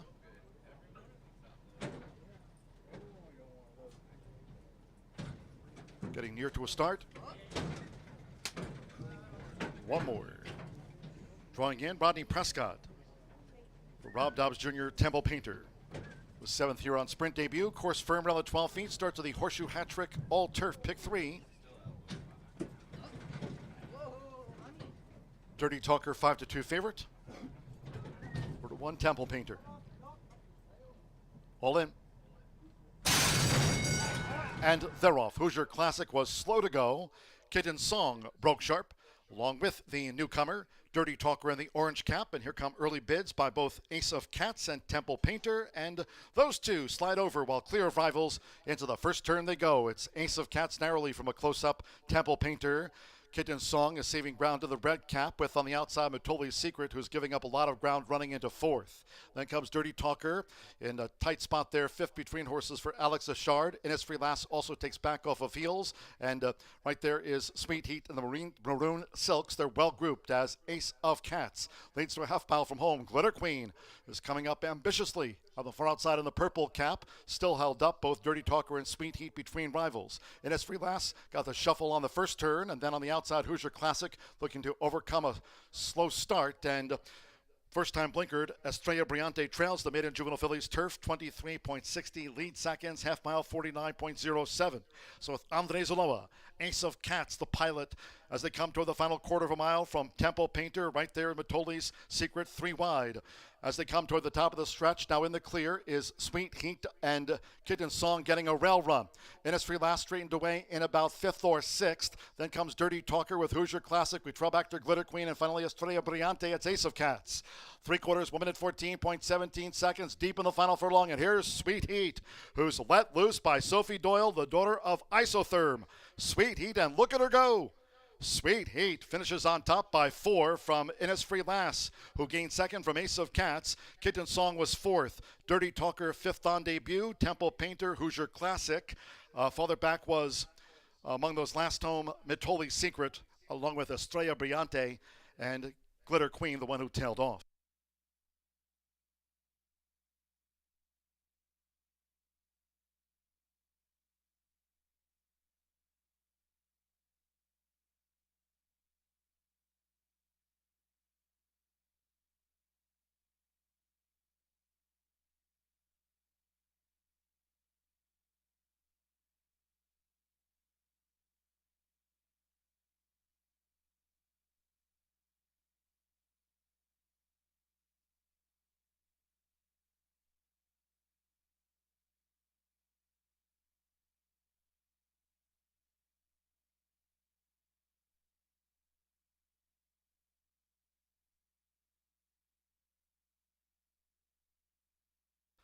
.132.56 after that maiden juvenile fillies turf. 132.56 seconds. 5.492 the run order after race 4, number 5 Sweet Heat. 23-1 upsets the maiden over 4 Innisfree Lass. At 5-1 second, 9 Ace of Cats. At 9-2 third, and 2 Kitten Song. At 24-1 gets into the frame Sophie Doyle. Takes out the maiden here, the daughter of Isotherm. It's Sweet Heat at 23-1.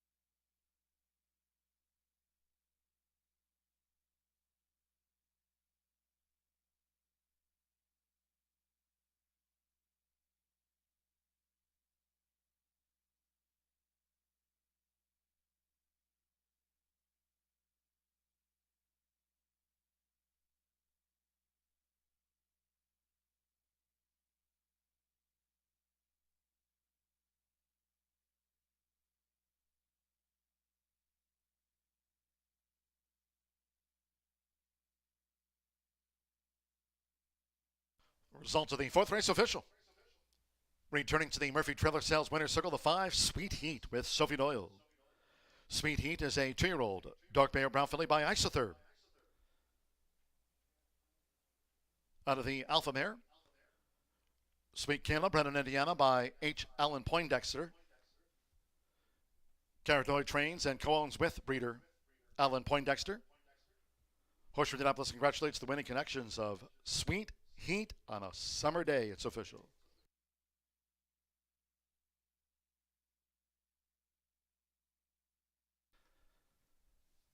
$5-4 exact to pay $337 even. The 50-cent trifecta, $549 and even $427. Here's the result on a 50-cent pick 3 on races 2, 3, and 4. One with the 5 Sweet Heat. Returned $237.85. 1-5 double, $659.60, and with Kitten Song 4th in the maiden. 10-cent superfecto, 5492, returned $701.22. 10 ran, 132.56 in our first turf race of the day. In the 5th, maiden juvenile filly sprint, all 12 run. No scratches, no jockey changes in the next one. Number 9, Cool Dior, 1 pound over. Exacta trifecta superfecta, double pick 3. Maiden sprint starts the late fire 5. We are fast and firm. 21 minutes to post time at 4:19. Once again, just to remind all of our Horseshoe Indianapolis fans, no live racing here tomorrow. Friday, a scheduled dark day. Saturday's an all quarter horse card as we check out those pick 3 will pays. Saturday all quarter horse card kicks off at 10:45 a.m. After our all quarter horse card here completes on Saturday afternoon, around about the 4 o'clock hour, the 4th annual fishing derby here in the infield lake. So hope you can join us for a day and afternoon of quarter horse racing. And following Saturday's card, around about the 4 o'clock hour, the 4th annual fishing derby. There a look at the 50-cent early pick 5 will pays. 20 minutes away from the 5th race. Maiden juvenile fillies sprint fast and firm to see if we'll have a carryover on Tuesday's card in the pick 5s. Stand by.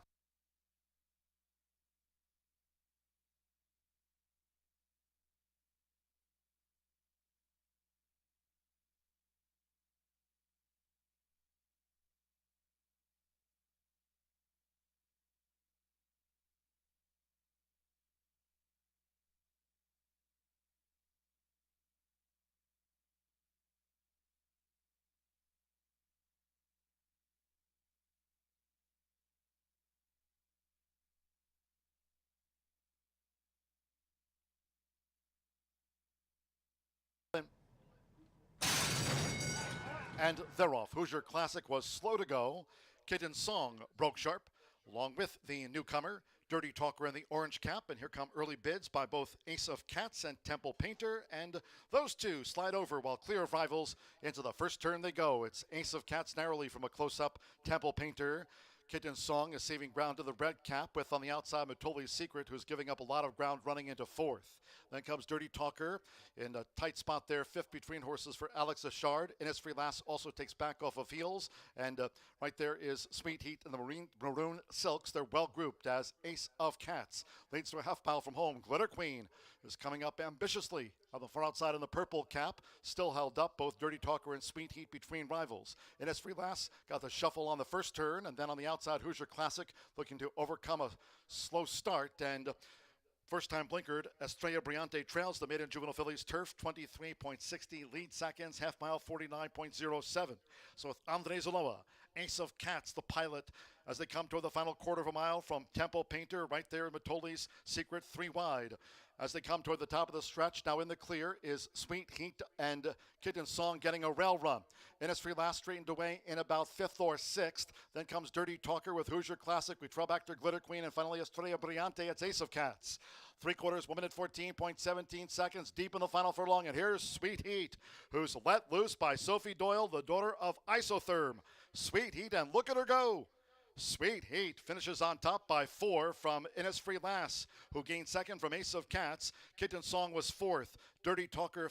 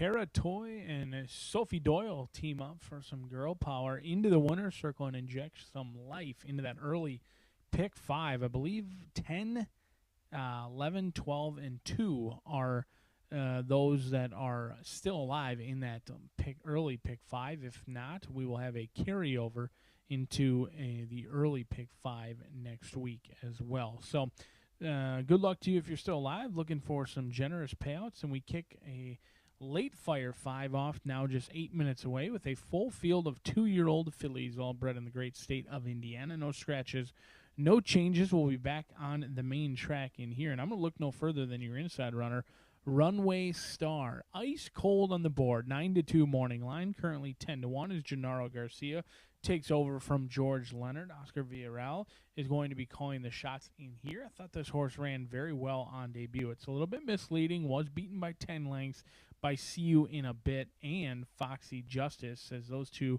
were well clear of the rest of that field in here. But slow into stride early, wasn't necessarily ideal, certainly didn't help by any means. Didn't know much about the starting gate, but finished up in the center of the track and galloped out very nicely. While the half furlong may be burdensome for some, I certainly think it will help Runway Star.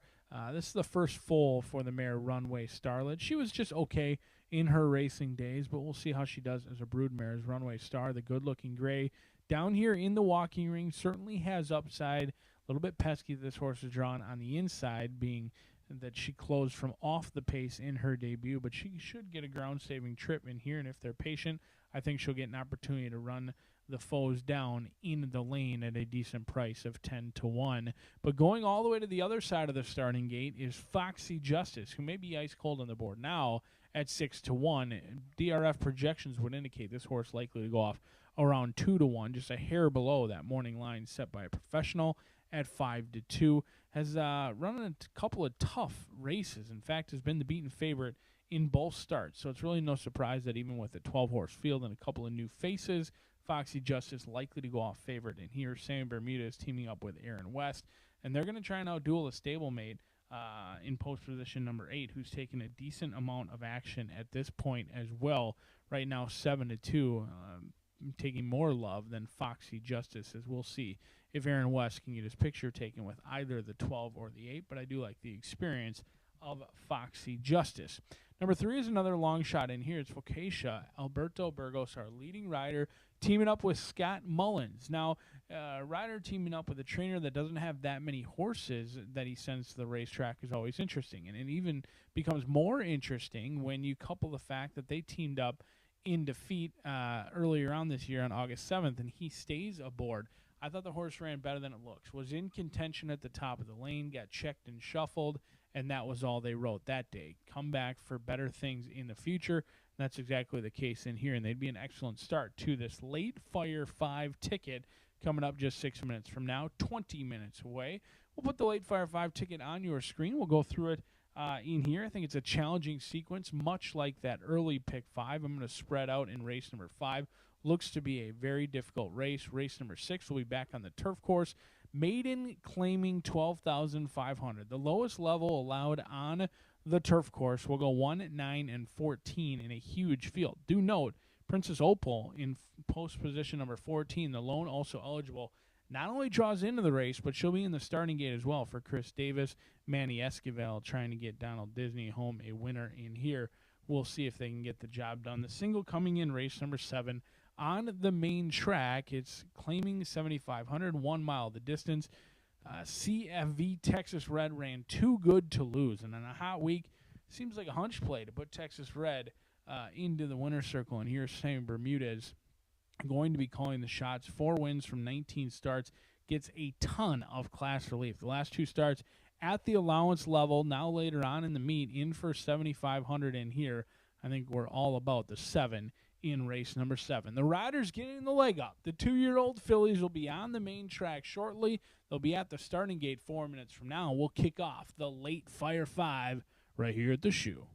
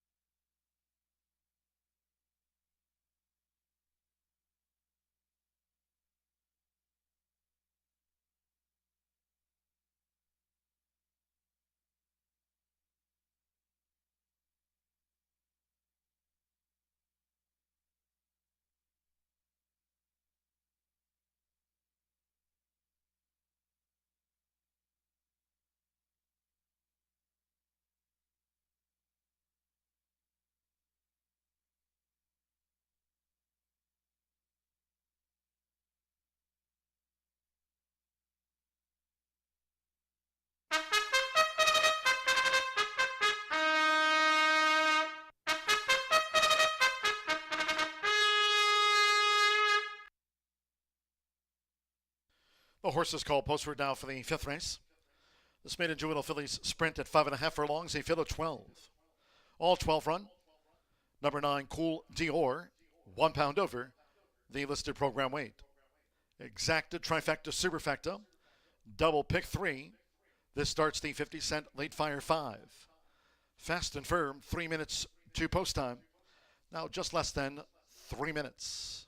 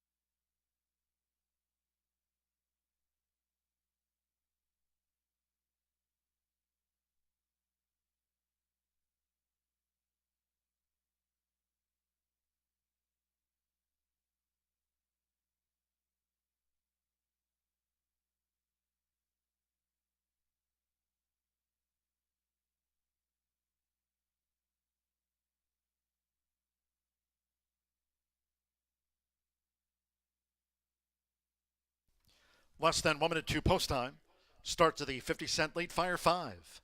Fast and firm. Less than 1 minute.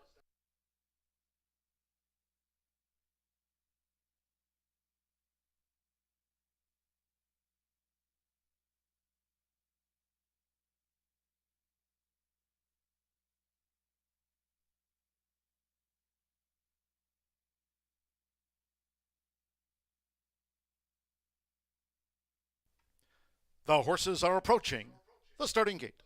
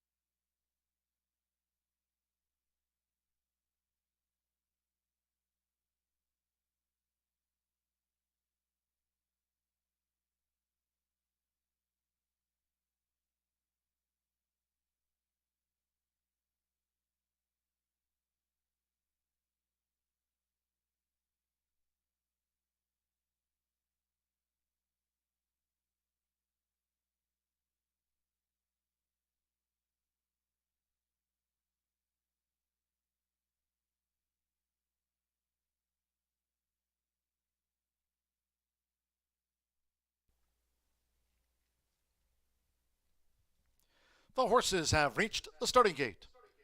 It is now post time. They're going in. Oscar Villarreal with Runway Star first up. Runway Star Emma Ken Anderson with Jump In Jolene. Join Runway Star. Manny Esquivel with Goody Two Socks debuts. Goody Two Socks in the blue. Anthony Zaloa, Annie Express, another newcomer. Now Alberto Burgos, Focaccia coming up. 20-1 on Focaccia. Andres Calle with Cool Dior. Foxy Justice 9-5 favorite. Will be last to face up to the gate, Foxy Justice. Hannah Leahy with Gonna Getcha Getcha. Evan Roman with City Prayers. Like Jumpin' Jolene. Those fillies for John Harron. Both in now.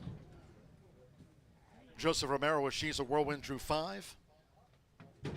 She's My Huckleberry, Fernando de la Cruz on the Thursday score sheet.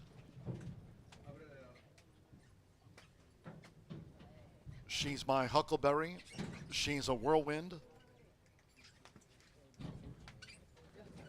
And 5.5 furlongs. Couple them back. Arcelio Flaco with La Nana.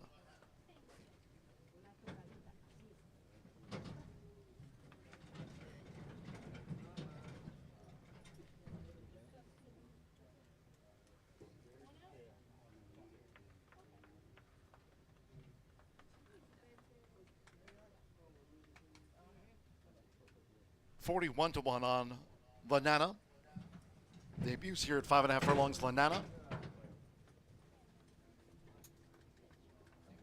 Now 2-1 favorite. Twice started Foxy Justice, Simmer Bermudez for Aaron West. All in line. Rolfin sprinting. City Prayers rockets away with She's My Huckleberry. In between horses, Jumpin' Jolene, Focaccia with the rail. It's City Prayers. So with Evan Roman, she's done nicely to cross over from post 10. City Prayers out in front past the half mile from She's My Huckleberry with Focaccia. Jumpin' Jolene's running in 4th. Annie Express in 5th. She's a Whirlwind is 6th at the 3.5. Foxy Justice is running in 7th. Runway Star is 8th. Cool Dior back in 9th. And then comes farther back to Goody Two Socks, who's running in 10th. Lanana is 11th. And the one well back is Gonna Getcha Getcha. Quarter 22.71 seconds. Here's the quarter pole. She's My Huckleberry makes a bid. She's My Huckleberry's taking a short lead from City Prayers as Foxy Justice now sweeps. Right there is Focaccia and Danny Express in between horses as these maiden juvenile fillies come for home. It's She's My Huckleberry. She's My Huckleberry looking to log in there, but she's cleared off now from City Prayers. Then Focaccia with the outside Foxy Justice. She's a Whirlwind with a belated bid with Fernando de la Cruz. She's My Huckleberry has scored the winning run by 6 from City Prayers. Focaccia was 3rd, then Foxy Justice, and She's a Whirlwind.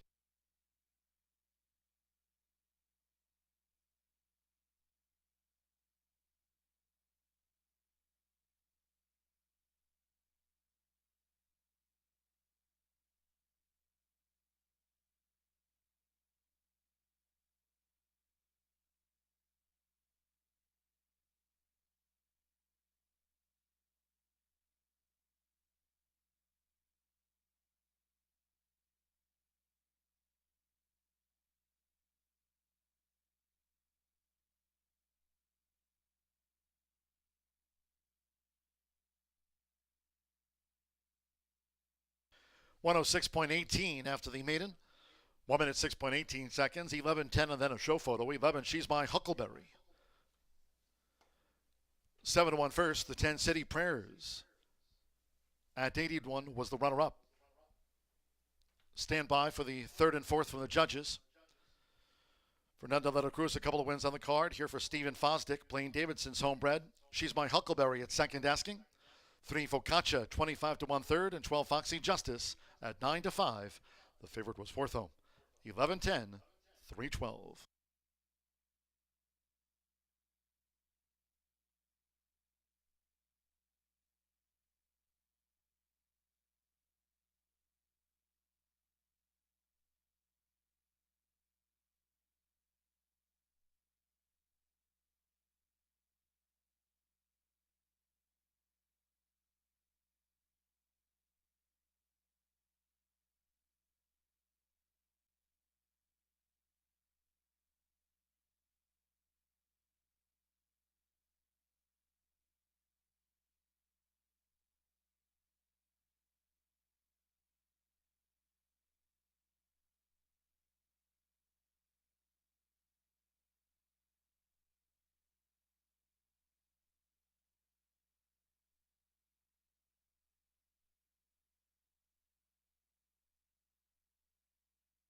Result of race 5, official.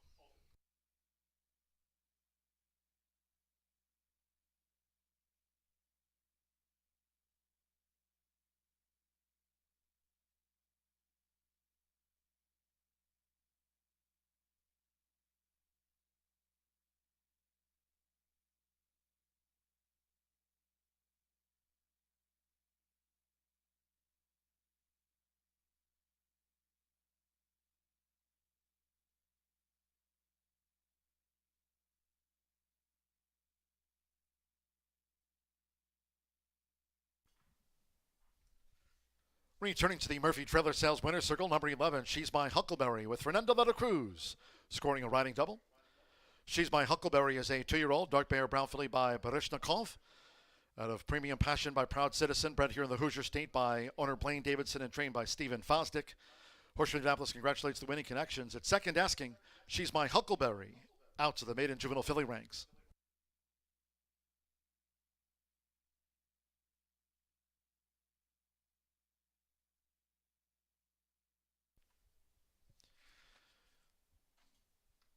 $11.10 exact to return $563 even.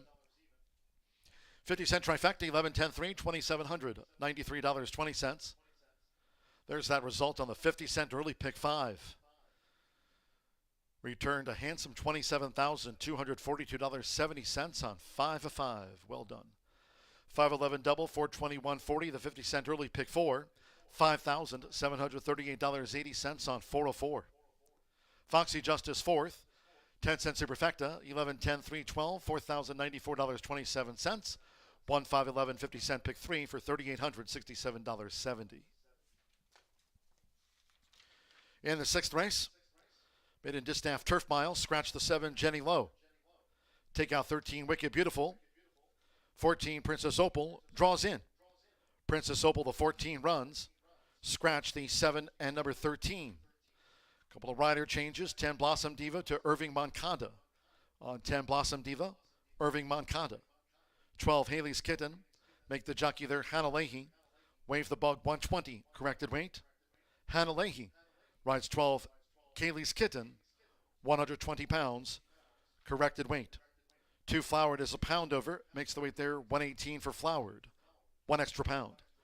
Exacta trifecta superfecta. 10-cent grand high 5 on the maiden turf, double pick 3, and starts at a late pick 4. 19 minutes to post time, firm and fast. Race 6 at 4:50 on the lawn.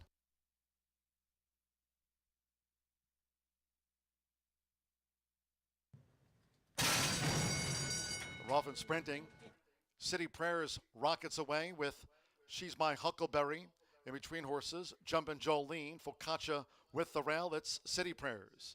So with Evan Roman, she's done nicely to cross over from post 10. City Prayers out in front past the half mile from She's My Huckleberry with Focaccia. Jumpin' Jolene's running in 4th. Annie Express in 5th. She's a Whirlwind is 6th at the 3.5. Foxy Justice is running in 7th. Runway Star is 8th. Cool Dior back in 9th. And then comes farther back to Goody Two Socks, who's running in 10th. Lanana is 11th. And the one well back is Gonna Getcha. Quarter 22.71 seconds. Here's the quarter pole. She's My Huckleberry makes a bid. She's My Huckleberry's taking a short lead from City Prayers as Foxy Justice now sweeps. Right there is Focaccia and Danny Express in between horses. As these maiden juvenile fillies come for home, it's She's My Huckleberry. She's My Huckleberry looking to log in there, but she's cleared off now from City Prayers. Then Focaccia with the outside Foxy Justice. She's a Whirlwind with a belated bid with Fernando de la Cruz. She's My Huckleberry has scored the winning run by 6 from City Prayers. Focaccia was 3rd, then Foxy Justice, and She's a Whirlwind.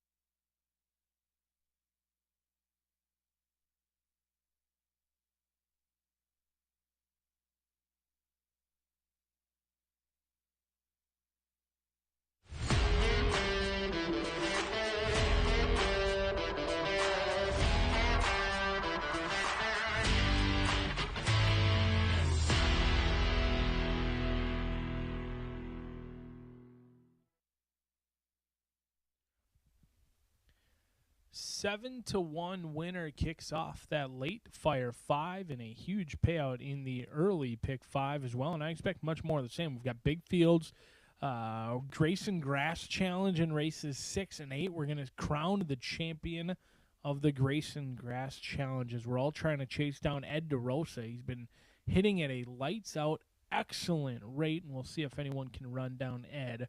Right on the line, 9 minutes away from race number 6, scratch number 7, Jenny Lowe, and number 13, Wicked Beautiful. And I'm going to go to your inside runner, Believe in the Dream. 9-2 morning line, currently 7-5.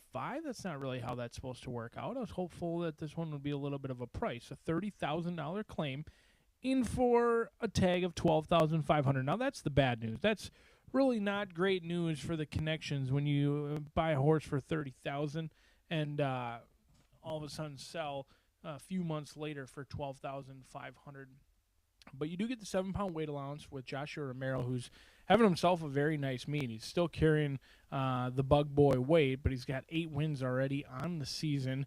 Believing in the Dream is going to try the turf for the first time. And I think even though the mare retired a maiden, she raced over on the West Coast. She raced some tough races over at Santa Anita, Del Mar. The lone sibling is winless thus far, so we'll see if we can buck that trend with this 3-year-old filly by Street Sense. You've got Malibu Moon on the bottom, Street Cry on the top. I think should be able to handle the turf. And maybe turf is what this one has wanted all along. We'll see if they can't get it today with Believin' the Dream getting class relief today. First start off the claim, 3-2 versus that 9-2 morning line. After that, we'll go all the way to the outside. Princess Opal, 20-1 morning line, currently 9-1. DRF projections have this one indicated somewhere right around 11-1 for Chris Davis. Manny Esquivel going to be calling the shots in here. A Florida homebred for Donald Disney, a 3-year-old filly by Mastery out of Mama Joyce. Puts the blinkers on today. We'll see if the Florida shipper can get that Indiana money. 2 starts so far on the synthetic. I do believe the synthetic plays fairly similar to how the turf course does. Back-to-back 5th place finishes, but should be tested in this spot and has an experience edge on many of the others. And Chris Davis, while he doesn't do it all that often, from synthetic to turf, wins at 23% with almost a $5 ROI. Pretty incredible. We're going to get decent odds on this one, currently 9-1 on Princess Opal with the plenty capable reinsman Manny Esquivel aboard. After that, take a look at Lunar Lace, another one with plenty of experience in here, an 11-time maiden, a 4-year-old gray filly by Europe, who is yet to hit the board. She's trying to do something that she has not done thus far in her career. Evan Roman almost upset the apple cart at 80-1. He'll look to do so again in here at 6-1 for Steve Fosdick. This horse got a great trip last time out under the guidance of Roman. They were in a great spot in the 2-path, just a length off the clear leader. Couldn't run them down late, kind of lost ground, but had every excuse. That was the first race since June 5th. Should come back a little bit more fit, a little bit stronger today. Second start off the layoff, always a good one, and certainly expect improvement. But we'll see if Believing in the Dream is the real deal in here. 8-5, the people's choice at this point. We'll see if it'll be the steward's choice 5 minutes from now. Good luck.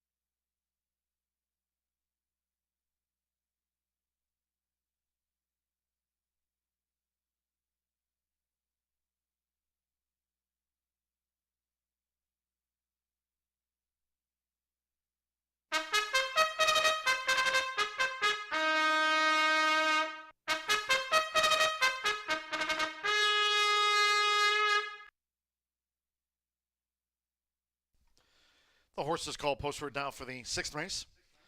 This maiden filly's mare's turf over the mile. A field of 12, Scratch, the 7, Jenny Lowe, and 13, Wicked Beautiful. Scratch the 7 and 13. 10, Blossom Diva, the jockey there, Irving Moncada. On 10, Blossom Diva, Irving Moncada rides the 10. 12, Kaylee's Kitten, the rider, Hannah Leahy, waived the apprentice allowance. 120 pounds, the corrected weight for the 12, Kaylee's Kitten. Hannah Leahy rides the 12. 2, Flower to Pound Over. Exacta, Trifecta, Superfecta. This maiden distaff turf mile features the 10-cent Grand High 5 Pentafecta wagering here. Course firm rel at 12 feet. Double pick 3 and starts at the late pick 4 now. Firm and fast and nearing post time.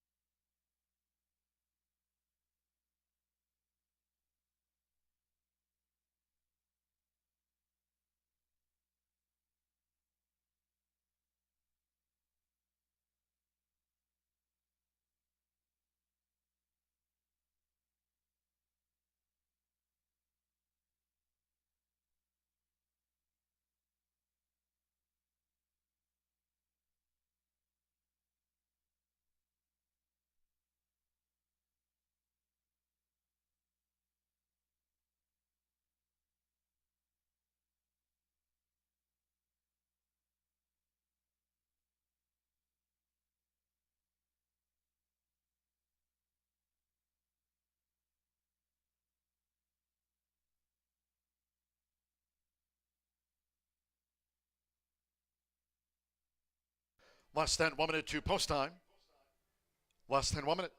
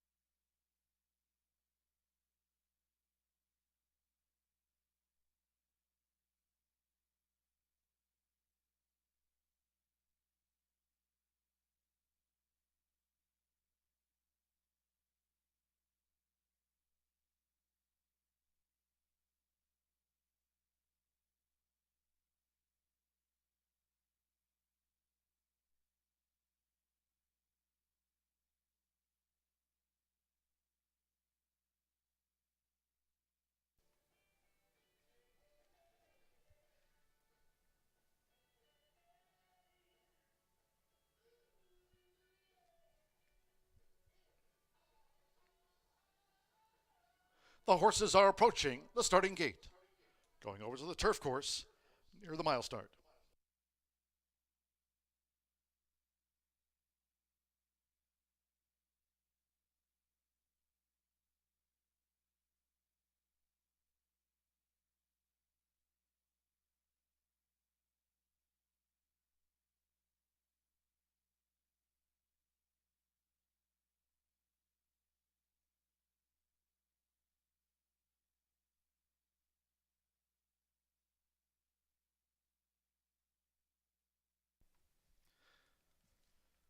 The horses have reached the starting gate.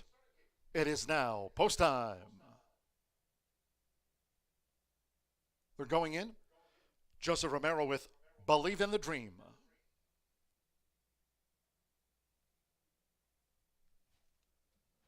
Sally Bali. Fernando Veta Cruz with a couple of wins on the card already. Here's Sally Bali facing up to the gate.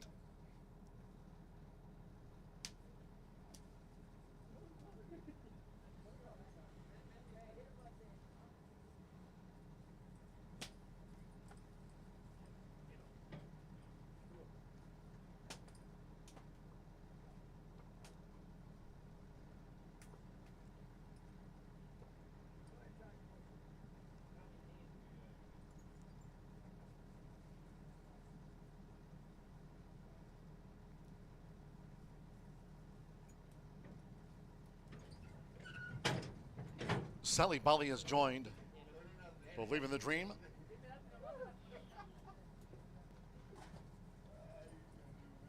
Eddie Prince with Flowered. Evan Roman with Lunar Lace. Oscar Villarreal, Nobody Loves Me.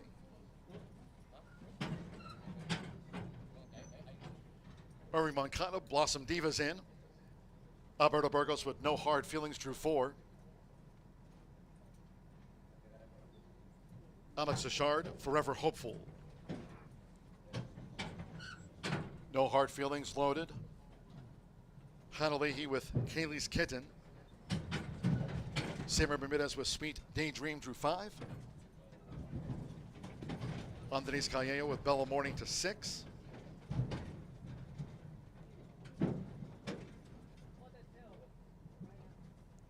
Waiting for Bella Morning, and Princess Opal will be last for the mile. Believe in the Dream, 2-1 favorite. Right now, 4-1 on Lunar Lace. 5-1 Sally Bali and Princess Opal. So stand by. Final filly, Daughter Mastery. Princess Opal, Manny Esquivel for Chris Davis here for the mile. They're in the gate. And they're off. Off to an even start from those inside gates. Flowered with Believe in the Dream. There's Nobody Loves Me and No Hard Feelings. Right with her as they make this bid now toward the first turn. And Sweet Daydream is also up close. It's No Hard Feelings, who just leads out for Alberto Burgos from a close-up Sweet Daydream as they enter the first turn. Then comes Sally Bali between horses toward the inside. Nobody Loves Me with 6 furlongs to run. Blossom Divas running in 5th. Kaylee's Kitten is a wide 6, now making progress as they go to the back of the course. With Joseph Romero, Believe in the Dream now settles into this mile run with Princess Opal running out deep on the course and Flowered in between horses. And then comes Forever Hopeful, who's in the back half of the field.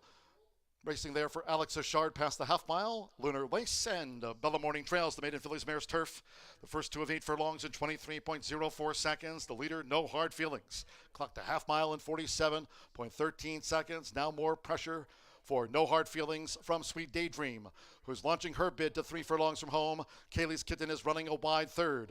Then Sally Bali in 4th, with toward the inside. Nobody Loves Me in 5th. Blossom Diva 6 being ridden to gain now. Let's see. Still well back to Believe in the Dream as on the outside. Forever Hopeful is looking to gain as they straighten away. Past the quarter pole, it's No Hard Feelings. Sweet Daydream. Sally Bali is now charging up the inside. Nobody Loves Me has that big white blaze and is deeper out into the course. Then toward the inside comes Forever Hopeful with on the outside outside. A Lunar Lace. Kaylee's Kitten has dropped back. Believe in the Dream is well beaten. They're close to home. It's Sally Bali for a Fernando de la Cruz. Hat-trick of wins on the card. Sally Bali bounced home by 3 from No Hard Feelings. Forever Hopeful was third. Bella Morning finished fourth with a late rally, and then Lunar Lace with Nobody Loves Me and Sweet Daydream. They were the next ones across.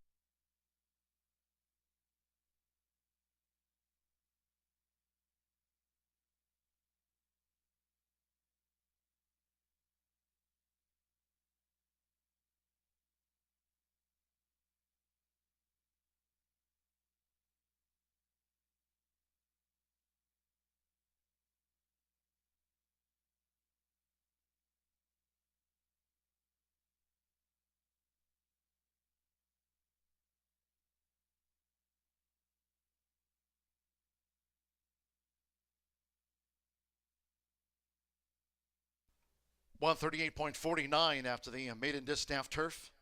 A mile, 138.49. 8-4-11 runs third, and then a photo for fourth and fifth for the Pentafecta 8. Sally Bali, Fernando de la Cruz having a day. The 4 No Hard Feelings at 6-1 was second. 11 Forever Hopeful third. There's 6 Bella Morning getting into the Superfecta. 3 Nobody Loves Me for the Pentafecta. 8-4-11. 6 runs fourth, 3 runs fifth. 3 on the day for Fernando de la Cruz. Here, the daughter of Bella Bali gets off the mark in her 8th run for Chuck Hamilton. Sally Bali starts the late pick 4.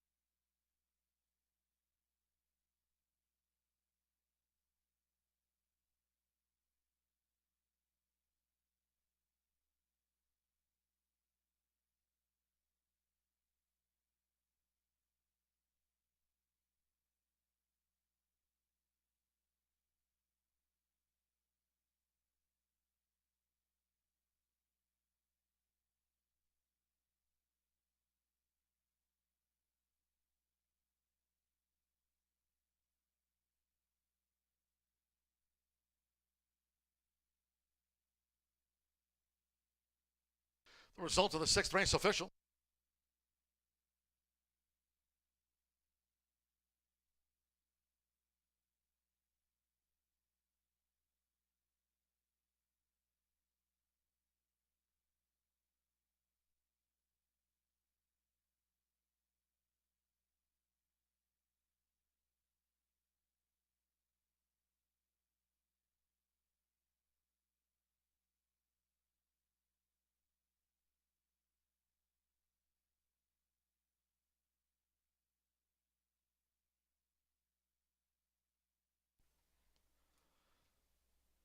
Races 2, 5, and here the 6th in the books today for Fernando de la Cruz, making for a hat-trick of wins.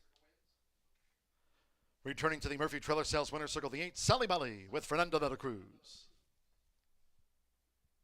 Sally Bali is a 5-year-old bay mare by Bala Bali at a Fancy Bee by English Channel. Bred in Kentucky by Calumet Farm, owned and trained by Chuck F. Hamilton. Horseshoe Indianapolis congratulates the winning connections. Sally Bali is a maiden no more.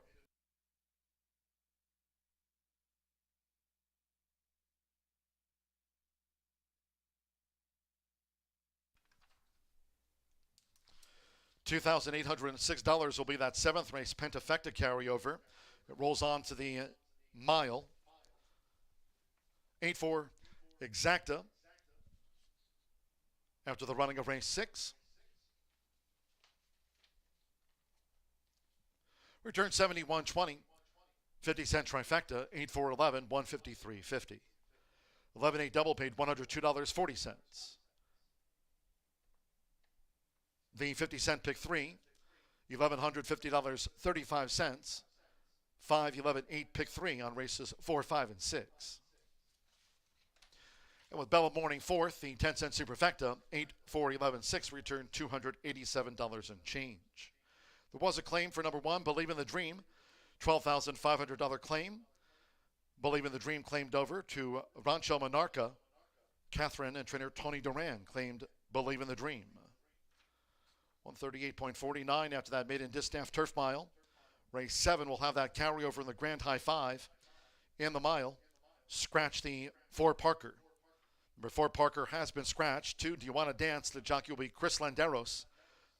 Corrected weight to 122 pounds. 122. Chris Landeros rides the 2. Do You Want to Dance? Exacta trifecta superfecta. Double pick 3 and that 10-cent pentafecta carryover, $2,806. 18 minutes away at 5:22.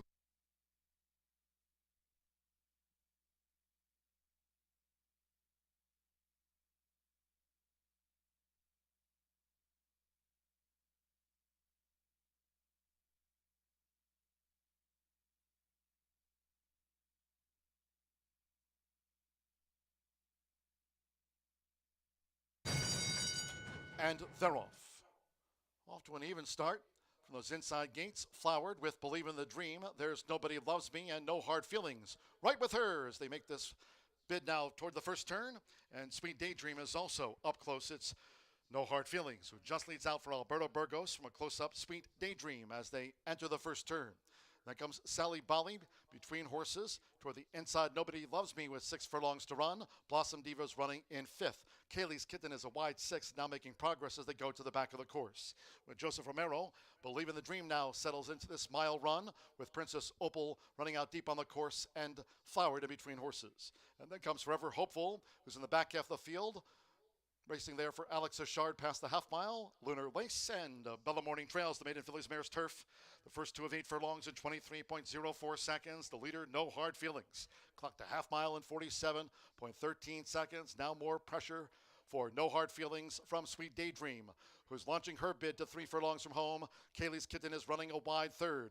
Then Sally Bali in 4th, with toward the inside. Nobody Loves Me in 5th. Blossom Diva 6th being ridden to gain now. Let's see. Still well back to Believe in the Dream as on the outside. Forever Hopeful is looking to gain as they straighten away. Past the quarter pole, it's No Hard Feelings. Sweet Daydream. Sally Bali is now charging up the inside. Nobody Loves Me has that big white blaze and is deeper out into the course. Then toward the inside comes Forever Hopeful with on the outside a Lunar Lace. Kaylee's Kitten is dropped back. Believe in the Dream is well beaten. They're close to home. It's Sally Bali for a Fernando de la Cruz. Hat-trick of wins on the card. Sally Bali bounced home by 3 from No Hard Feelings. Forever Hopeful was 3rd.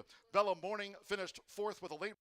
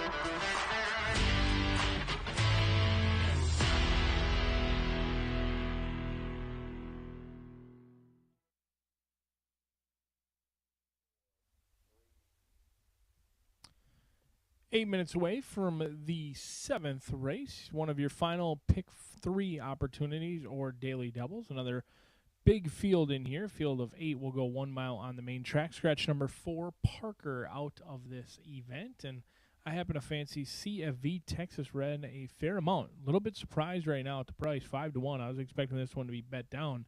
But right now some others are taking some action, like number 5, who has taken a ton of money early on in this race, shipping in from Hawthorne for John Herron and Alberto Burgos, currently 8-5.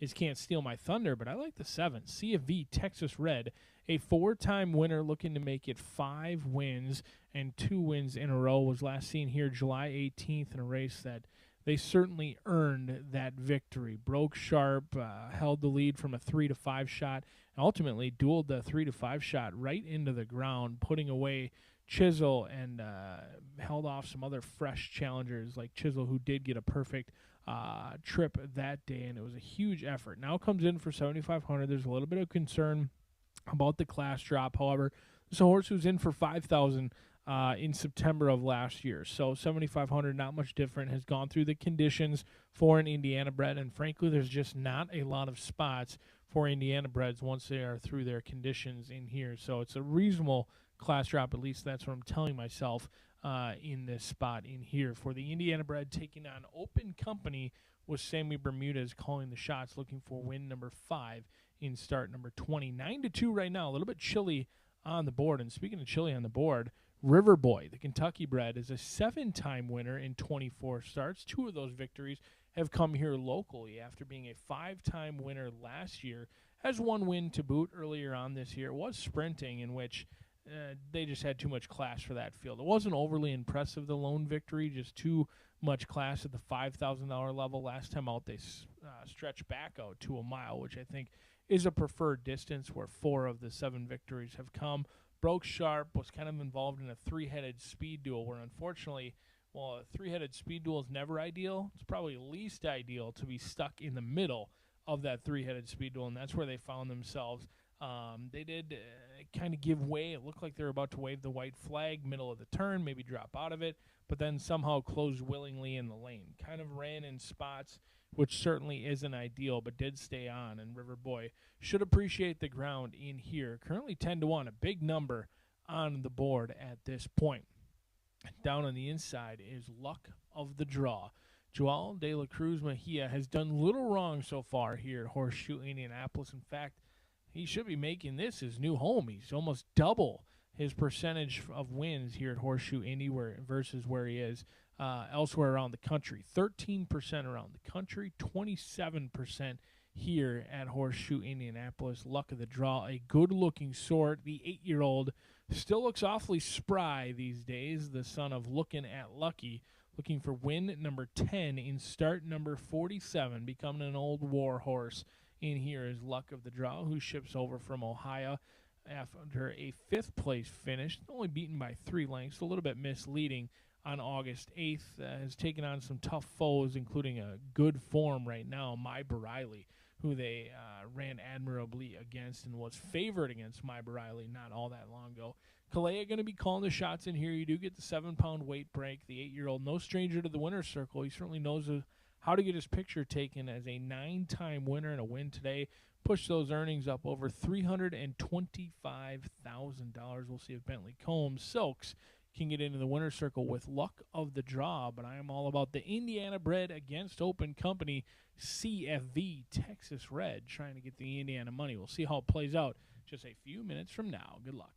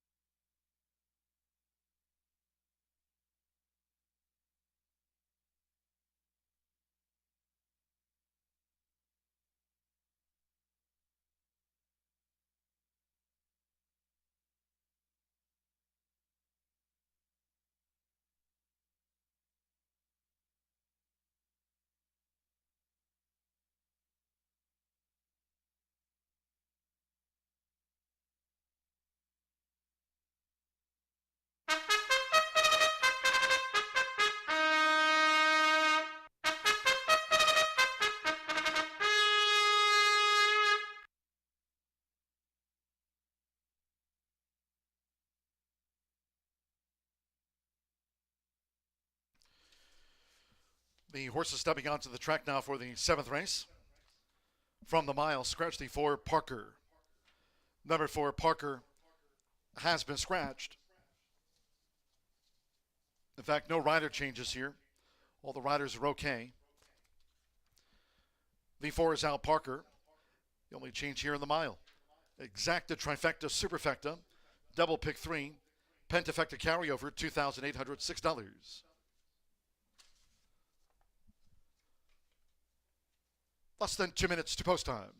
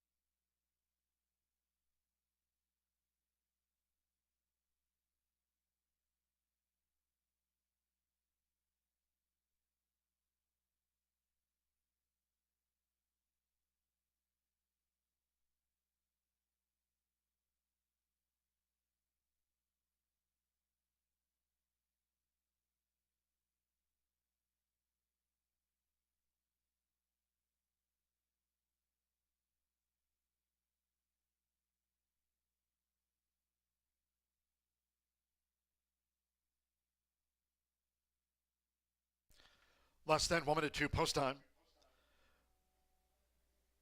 Once again, we do have a carryover here in the 10-cent Grand High 5. Pentafecta carryover on the mile of $2,806. Grand High 5 carryover. Less than a minute.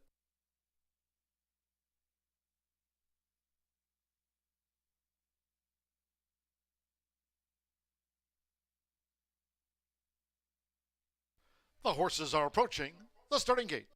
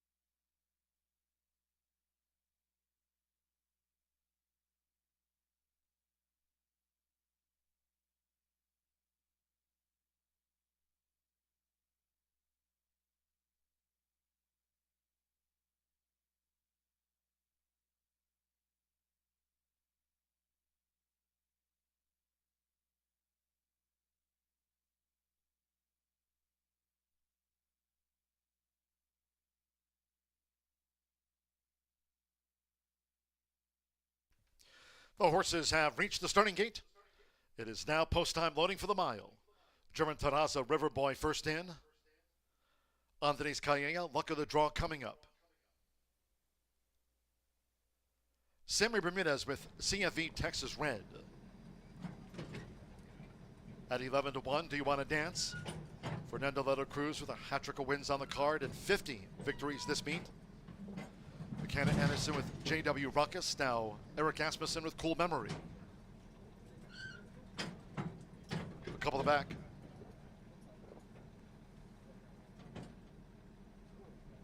Alberto Burgos with Can't Steal My Thunder. CFV Texas Red, a 2-1 favorite.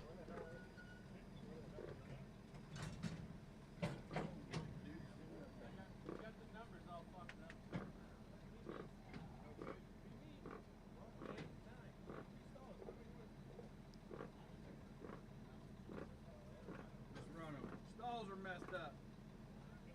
Numbers are bad. One more for the mile. Josh Morales in contact tracing. All in.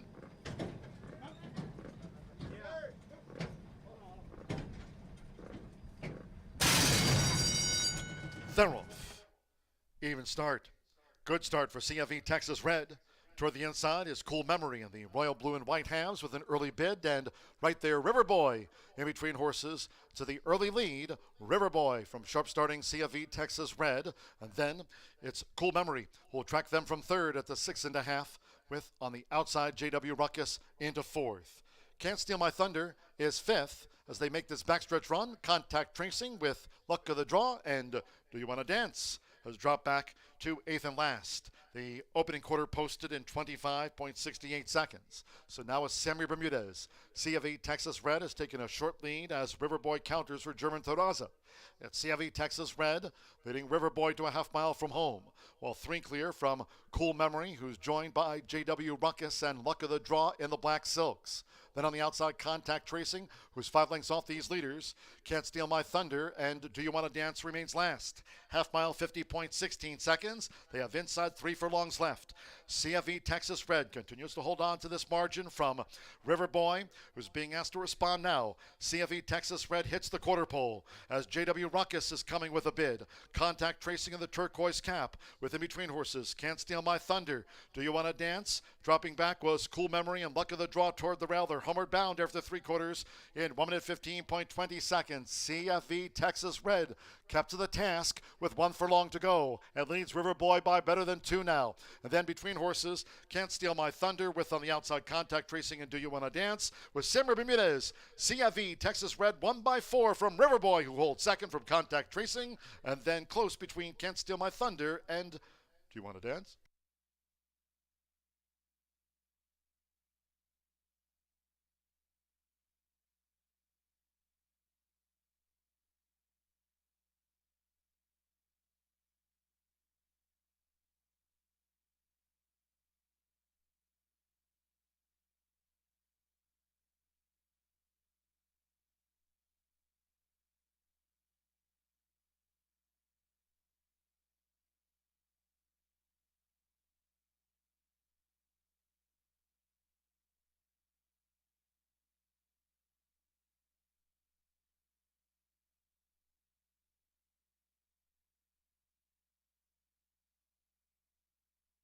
$140.78 after the mile. 7 CFE Texas Red at 2-1 first.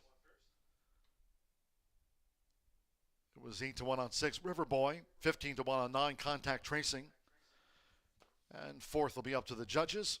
CFE Texas Red. Favorite home, Sammy Bermudez for Gustin Gonzalez Jr. CFE Texas Red was the 2-1 favorite for the mile.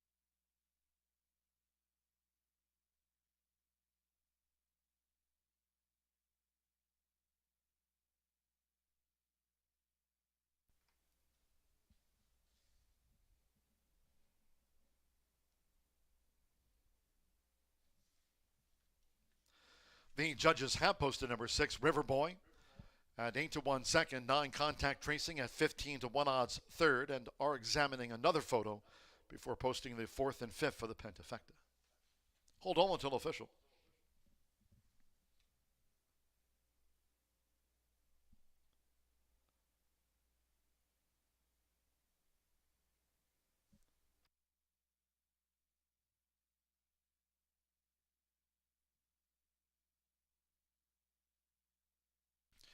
The judges have now posted the 5, Can't Steal My Thunder, at 3-1 fourth, and 2, Do You Want to Dance, fifth for the Grand High 5. 7-6, 9-5-2. Returning to the Murphy Trailer Sales winner circle, the 7, CFV Texas Red with Sammy Bermudez. CFV Texas Red is a 5-year-old big gelding by Texas Red out of the Bellamy Road mare, Mama Needs Shoes. He was bred in Indiana by Michael Hamilton. The now 5-time winner is trained by Augustin Gonzalez Jr. for Campos Family Ventures, LLC. Horseshoe Indianapolis congratulates the winning connections of CFV Texas Red.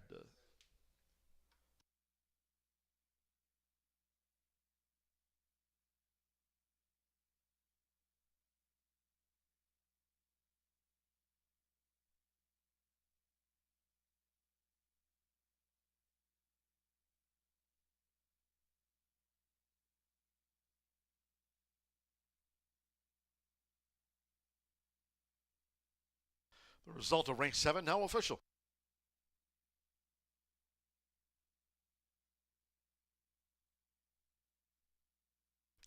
$7-6 exacta return $45 even. Pick 3 $61.10. 50-cent trifecta 769 $95.60. 8-7 double $43. 10-cent superfecta 7695 $75.27. Do You Want to Dance ran 5th in the mile. 10-cent Grand High 5. There's the Pentafecta result. 76952 returned $357.82 in the mile. The 4 was a non-runner. Favorite first. 8 ran. Mile 140.78. Back to the turf. Some spotty showers now at this hour. Turf course firm, around the 12 feet. Race 8, scratch 3, hold your applause. Scratch the 3. 4, Bacuena. The jockey Chris Landeros rides the 4, Bacuena. 5, Isitude, Rodney Prescott on number 5, Isitude. Exacta, trifecta, superfecta, pentafecta. Double, final pick 3 of the night. Post time in 16 minutes. 5:50 post time.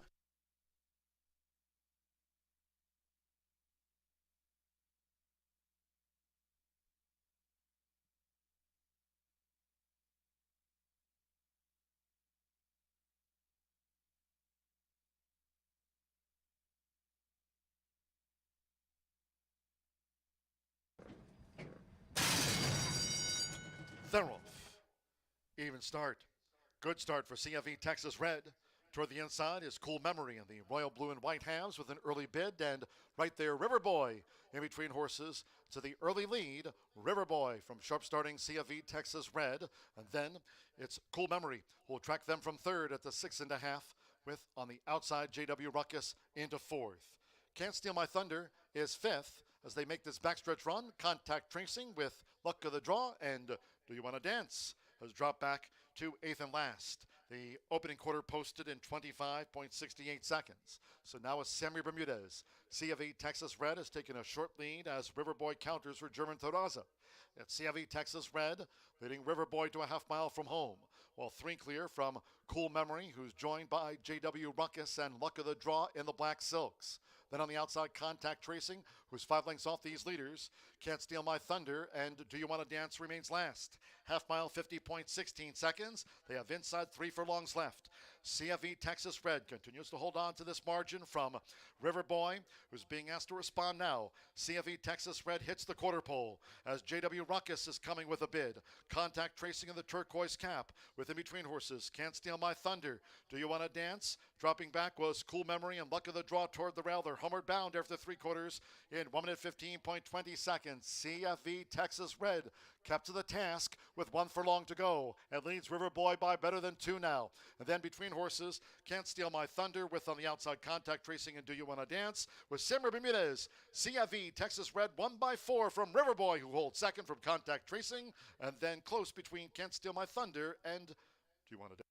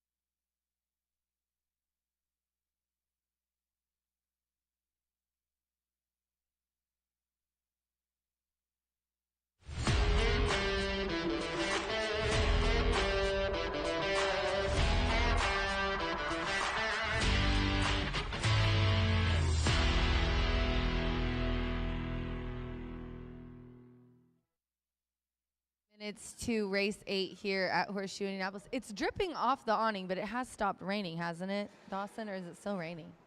Little bit of precipitation came through, but it's not shocking with this just suffocating heat.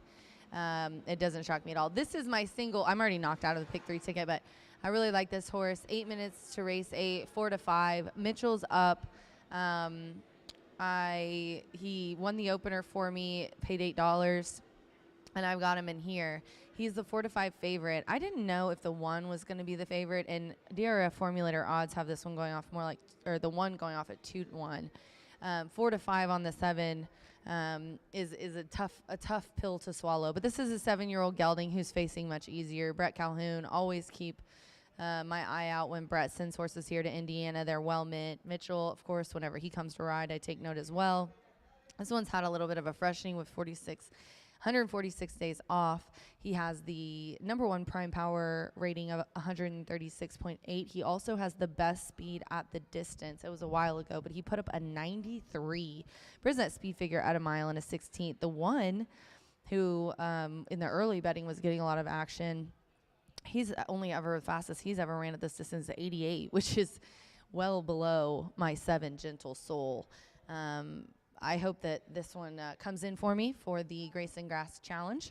So I've got the 7, and then I'll go to the 1, Altazar. We talked a little bit just now about the formulator odds, having this one going off more like 2 to 1. Ignacio Carreras, Horse Racing Nation stats. We showed that slide during the pre-race show, and then a little bit later as well. Ignacio is one of the out of the last 10 starts. He is the hot trainer. I believe 5 wins, 4. But anyways, Ignacio is at the leading of the pack. The impact number isn't that great for him because it takes ROI. I think people know Ignacio is hot right now. His horses have been bet down. They put him in really big spots. This one also coming from an allowance. Optional claiming for 62.5. Got squeezed and checked. So you can just run a line through that. Still put up an 87.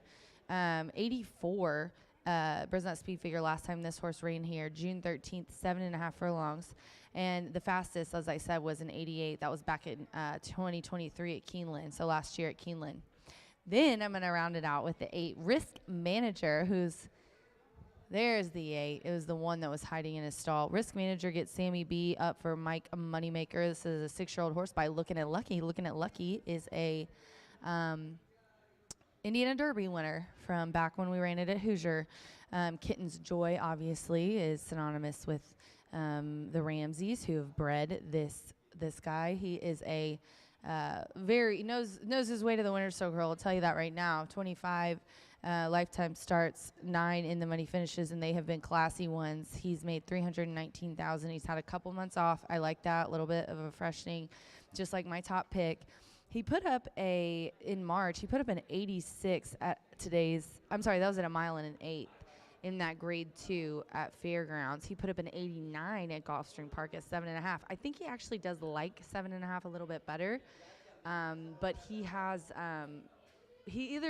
now he likes 7.5. When he went a couple years ago, it was the longer races. I mean, he's put up 100 Brisnet speed figure at a mile and a half in a grade 3 at Houston. So, he's a little bit older now, and it seems like 7.5 is kind of where he's most comfortable. But he does have 3 of his 7 wins at today's distance of a mile and a 16th. I do want to remind you that the 3 is out of here, and we do have a couple of jockey changes in this race. The 4 gets Chris Landeros. Good to see him pick up a couple mounts today. And the 5, Isitude, Rodney Prescott will ride. My top selection, the 7, Gentle Soul. Don't let me down, Mitchell. Good luck.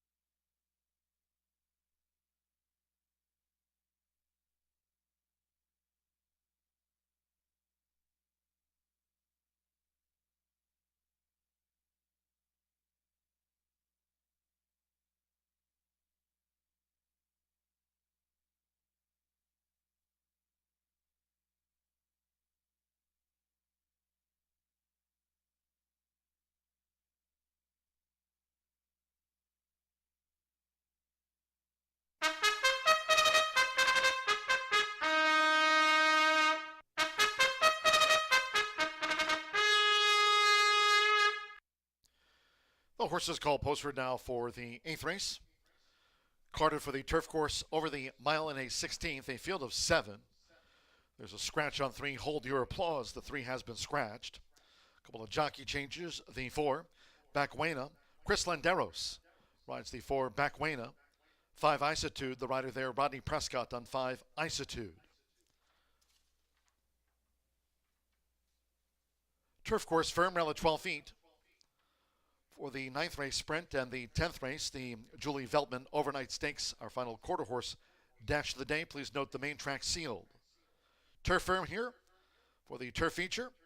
9th and 10th, the Julie Veltman Overnight Stakes, our final quarter horse dash of the day for the final couple. The main track has been sealed.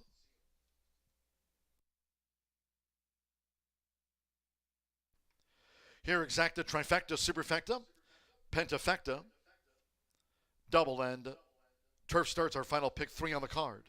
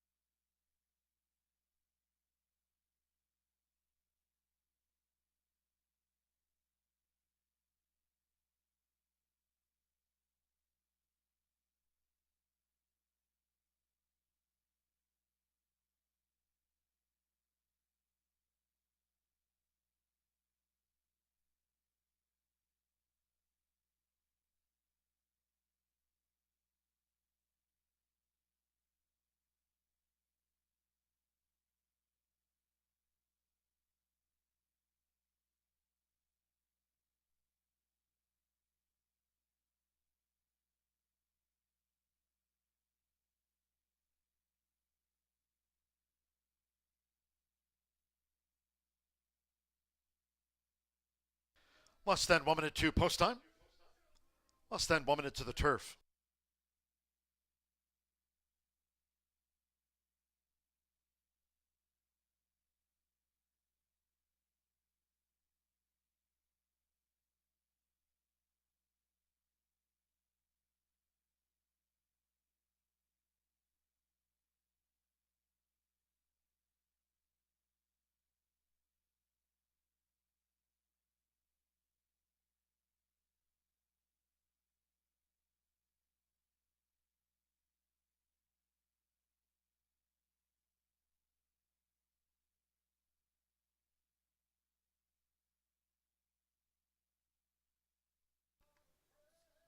The horses are approaching the starting gate.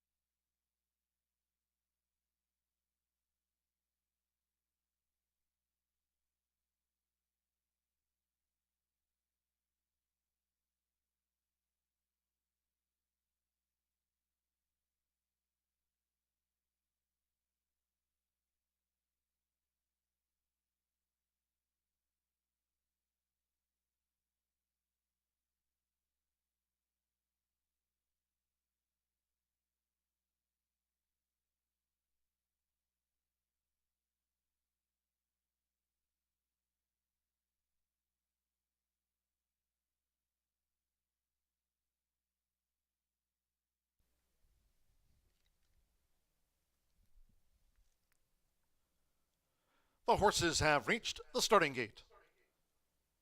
It is now post time. Post time where it's 8-5 here on Altazor. Fernando de la Cruz has 3 wins on the day. Now Rodney Prescott with Isitude joins Altazor. Evan Roman with Fowler Blue drew 2.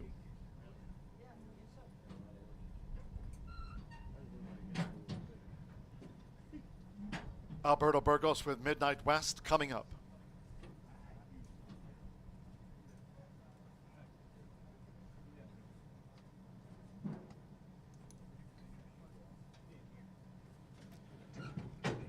Course here firm, rail at 12 feet.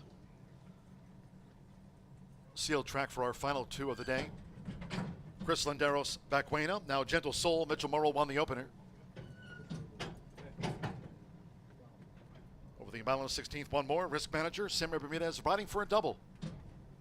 All in.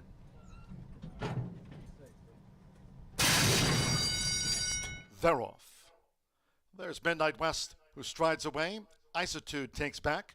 Fowler Blue. Altazor settles. Gentle Soul is up near the front. And following that is Risk Manager. Then we come back to Bacuena and under the hands of Fernando de la Cruz here in the initial stages. Altazor trails.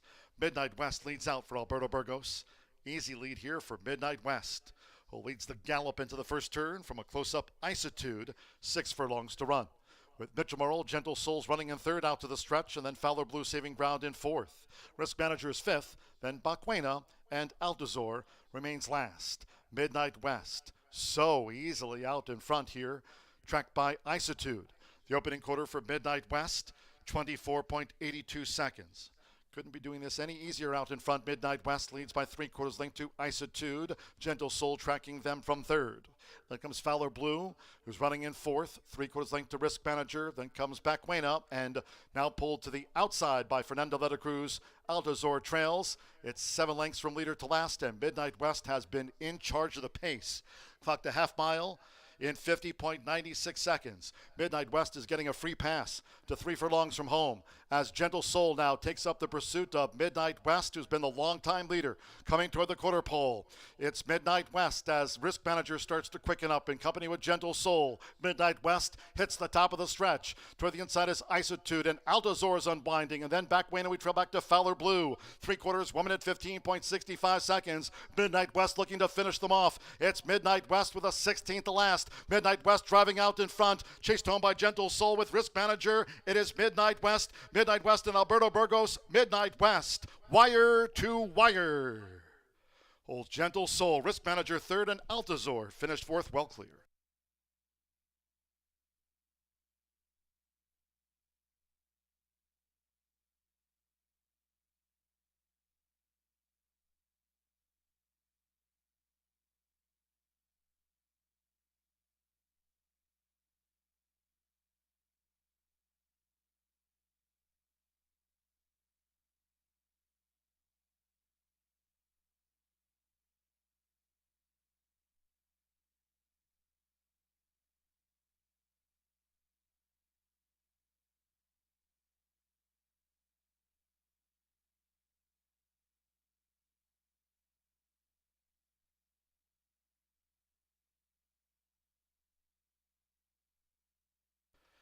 Six, 7, 8, 1, 5, 144.52. 6, Midnight West, 3-1 first. 7, Gentle Soul at 5-2 was the runner-up. 8, Risk Manager, 7-2 third. 1, Altazor, 2-1 fourth, and 5, Isitude for the Pentafecta, 144.52. Alberto Burgos, meet leader, notches his 52nd here. Midnight West, well rated to victory.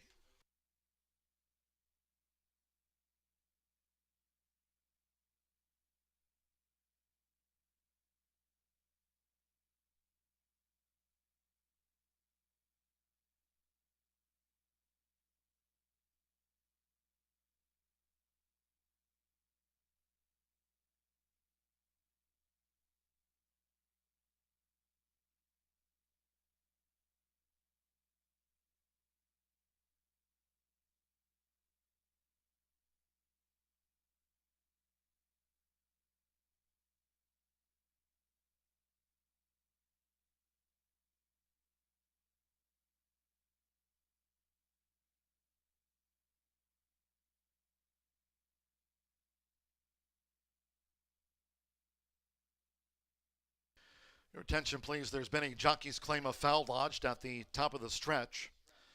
Jockey's claim of foul. Sammy Bermudez on 8, Risk Manager, finished third. The rider of the 8 is alleging interference on Mitchell Murrow, riding 7, Gentle Soul, alleging interference upon turning for home. Once again, this is a jockey's objection. Sammy Bermudez on 8, Risk Manager, the unofficial third, has lodged an objection upon turning for home against Mitchell Murrow on 7, Gentle Soul, the unofficial runner-up. Hold all tickets until official.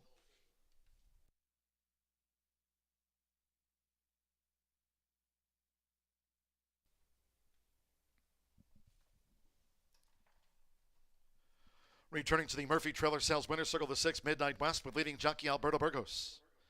Midnight West, a 4-year-old bay gelding by Get Stormy out of Cupid's Gallop by Victory Gallop, bred in Kentucky by Ariana Maya Quelalad. Thomas Medina trains for Blanca Salazar. Horseshoe Indianapolis congratulates the winning connections. Midnight West, making every yard a winning one.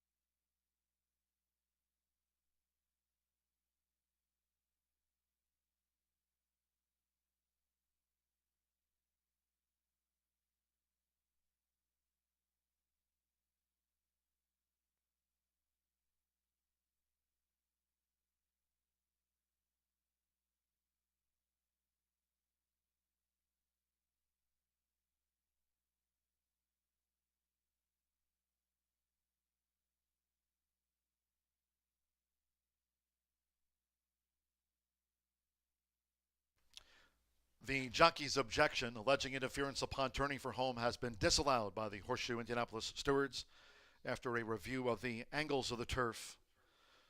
No angle was in support of that foul claim.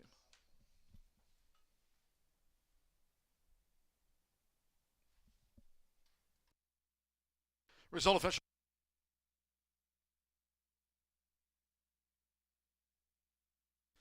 6-7 exacta. Paid $31.60. Pick 3, $48.15. 50-cent trifecta, 6, 7, 8, $25.95. 7-6 double, 53.40. 10-cent superfecta, 6, 7, 8, 1, $10.13. And the 10-cent grand high 5, 6, 7, 8, 1, 5. Isitude back in 5th. The 10-cent grand high 5 returns $75.81. 144.52. Again, opening up the main track. Fast now after being sealed. And the sprint, scratch 2, business as usual. 5, Carolina Candy, and 7, Trotter. With those scratches, no show, no trifecta, no superfecta, no pentafecta. Win place, exacta. Start of our late double, scratch 2, 5, and 7. 6, Aldora, racing without Lasix medication. No Lasix for the 6, Aldora. Post time in 19 minutes at 6:22. Fast track.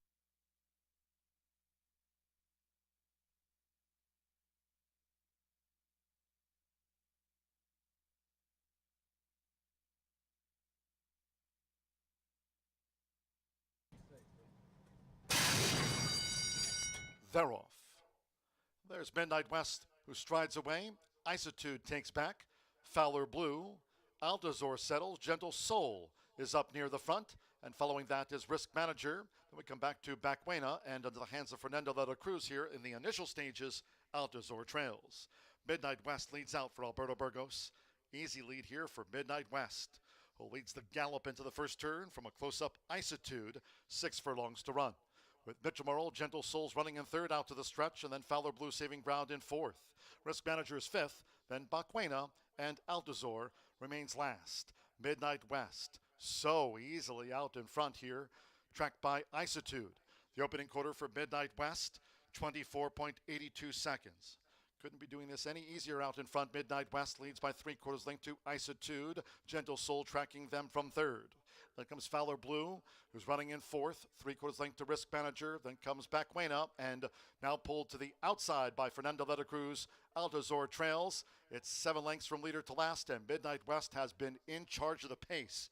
Clocked a half mile in 50.96 seconds. Midnight West is getting a free pass to 3 furlongs from home as Gentle Soul now takes up the pursuit of Midnight West, who's been the longtime leader, coming toward the quarter pole. It's Midnight West as Risk Manager starts to quicken up in company with Gentle Soul. Midnight West hits the top of the stretch. Toward the inside is Isitude, and Altazor is unbinding, and then Bacuena, we trail back to Fowler Blue. 3/4, 1 minute 15.65 seconds. Midnight West looking to finish them off. It's Midnight West with a 16th to last. Midnight West driving out in front, chased home by Gentle Soul with Risk Manager. It is Midnight West and Alberto Burgos. Midnight West, wire to wire. Old Gentle Soul, Risk Manager.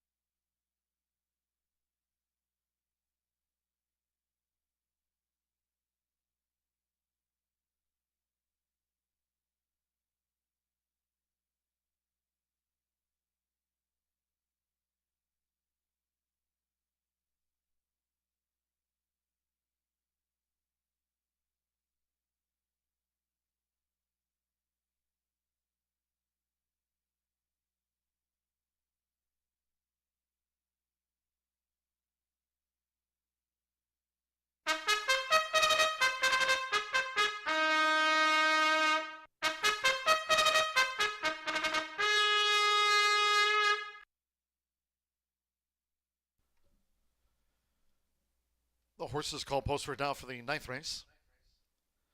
This filly sprinted 6 furlongs, 4 run. Scratch 2, business as usual. 5 Carolina Candy and 7 Trotter. No show, no trifecta, no superfecta, no pentafecta featured. Win place, exacta. The lead double starts here. Scratch 2, 5, and 7. 6 Aldora, no Lasix for the 6 Aldora. Noting in the 10th, closing the card with the Julie Veltman Overnight Stakes. Followed quarter horse dash of the day over the 350. Fast track there, scratch 4, Sweet Caroline. 4 Sweet Caroline is out to the finale.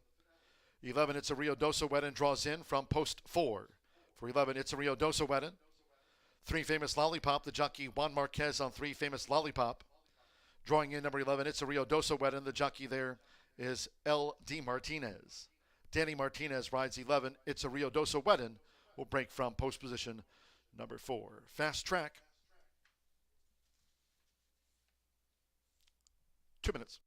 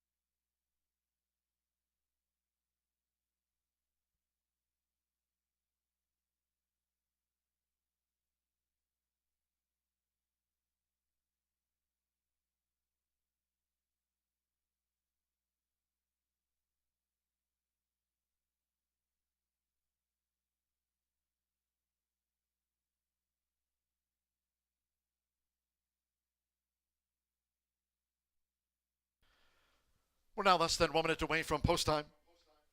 Less than 1 minute.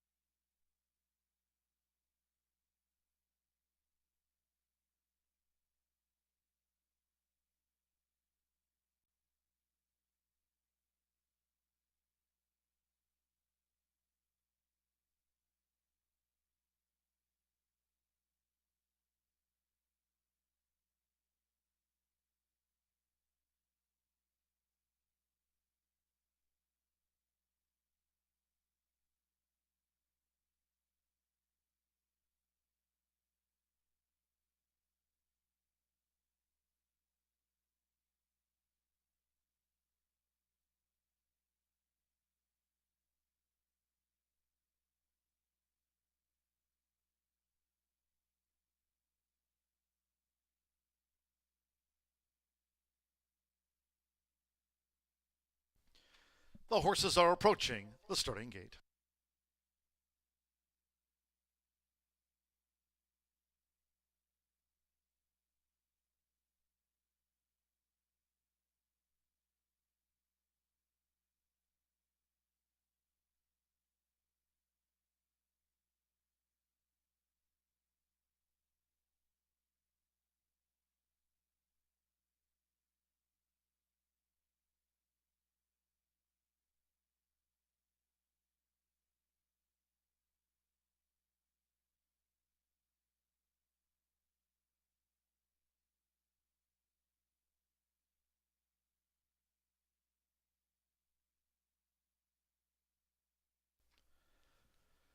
The horses have reached the starting gate.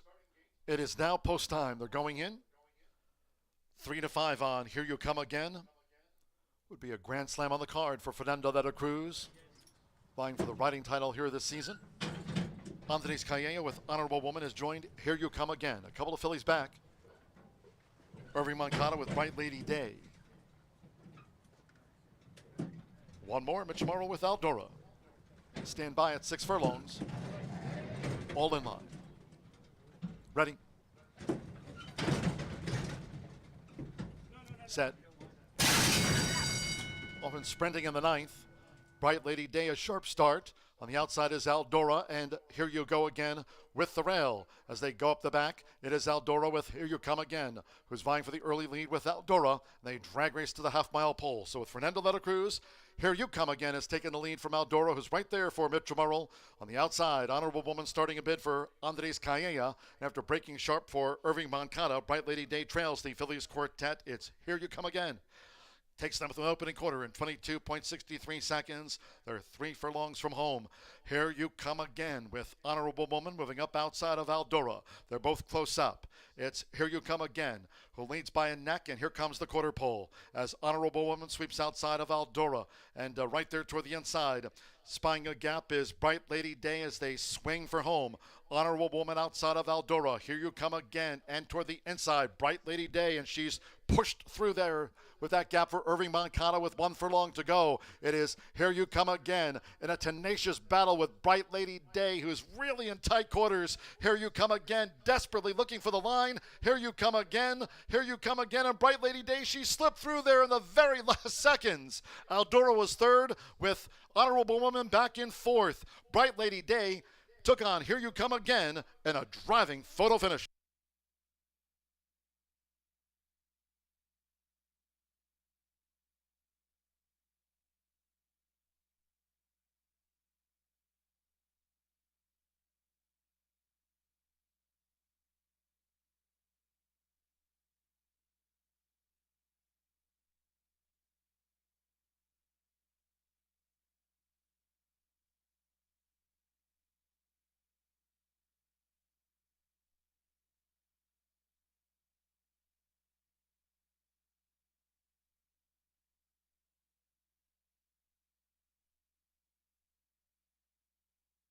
Be an inquiry into the stretch run. It is a photo finish.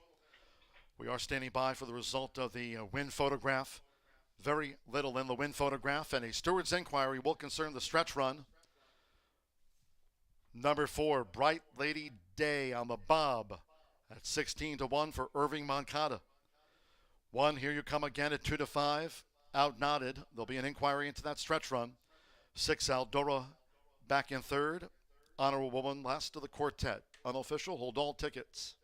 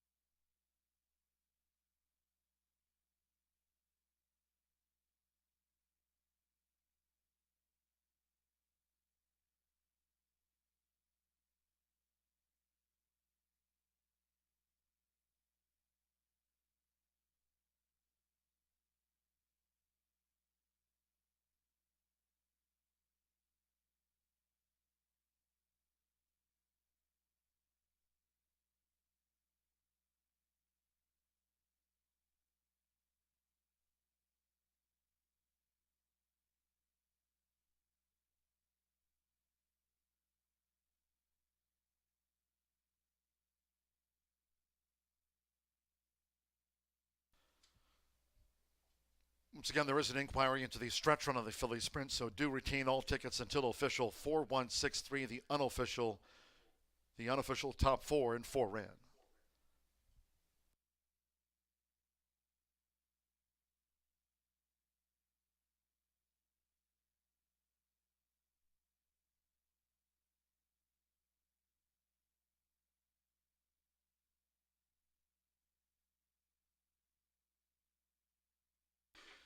Now, the stretch run of the Philly Sprint is under an inquiry. There's been a claim of foul lodged. Fernando de la Cruz on 1. Here You Come Again is alleging interference by Irving Moncada on the unofficial winner, number 4. Bright Lady Day alleging interference in the stretch run. And that is the focal point of the steward's inquiry. Now a claim of foul. Fernando riding for 4 on the card. Fernando de la Cruz on 1. Here You Come Again has alleged interference by Irving Moncada on the unofficial 16-1 winner of the 4. Bright Lady Day alleging interference in the stretch run. Don't throw any tickets out.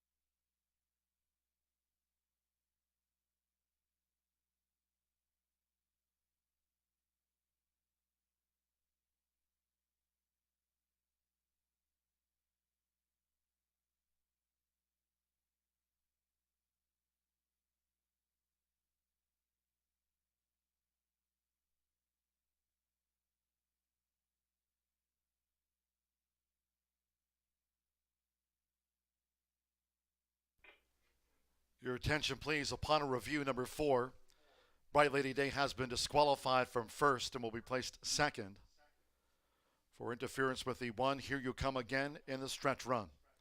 That objection was upheld by the stewards. There was an inquiry into the fillies' sprint stretch run. They've placed number 1, Here You Come Again, first. Number 4, Bright Lady Day, disqualified from first and placed second. 6, Aldora, third. 3, Honorable Woman, fourth.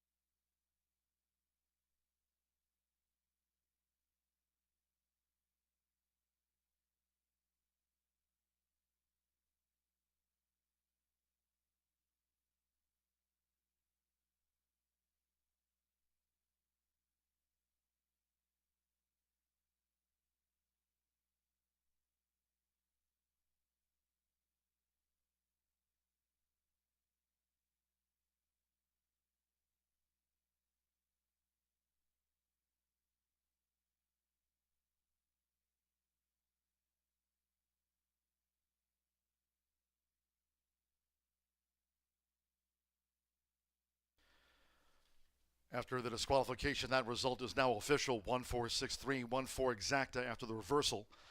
$31.80. Pick 3 paid $13.35.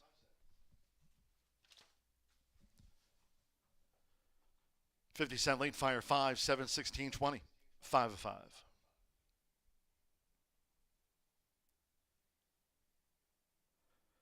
Six one double 1960, 50-cent late pick 4, $99.85, 112.06.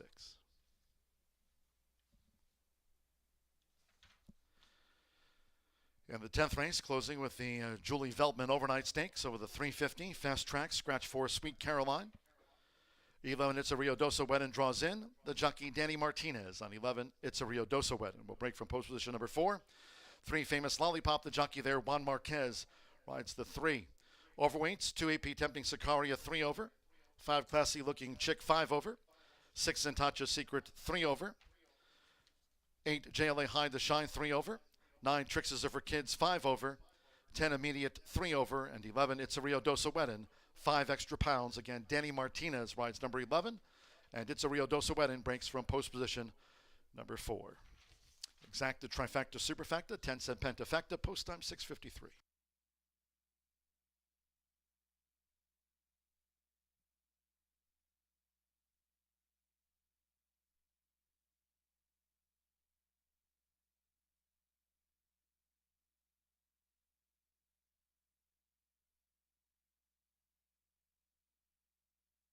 Set. Often sprinting in the 9th. Bright Lady Day, a sharp start. On the outside is Aldora, and Here You Go Again with the rail. As they go up the back, it is Aldora with Here You Come Again, who's vying for the early lead with Aldora. They drag race to the half-mile pole. So with Fernando Letta Cruz, Here You Come Again has taken the lead from Aldora, who's right there for Mitch Murrell. On the outside, Honorable Woman starting a bid for Andres Calleja. After breaking sharp for Irving Moncada, Bright Lady Day trails the Phillies quartet. It's Here You Come Again. Takes them with an opening quarter in 22.63 seconds. They're 3 furlongs from home. Here You Come Again with Honorable Woman moving up outside of Aldora. They're both close up. It's Here You Come Again, who leads by a neck, and here comes the quarter pole as Honorable Woman sweeps outside of Aldora. And right there toward the inside, spying a gap is Bright Lady Day as they swing for home. Honorable Woman outside of Aldora. Here You Come Again, and toward the inside, Bright Lady Day, and she's pushed through there with that gap for Irving Moncada with 1 furlong to go. It is Here You Come Again in a tenacious battle with Bright Lady Day, who's really in tight quarters. Here You Come Again, desperately looking for the line. Here You Come Again. Here You Come Again. And Bright Lady Day, she slipped through there in the very last seconds. Aldora was third with Honorable Woman back in fourth.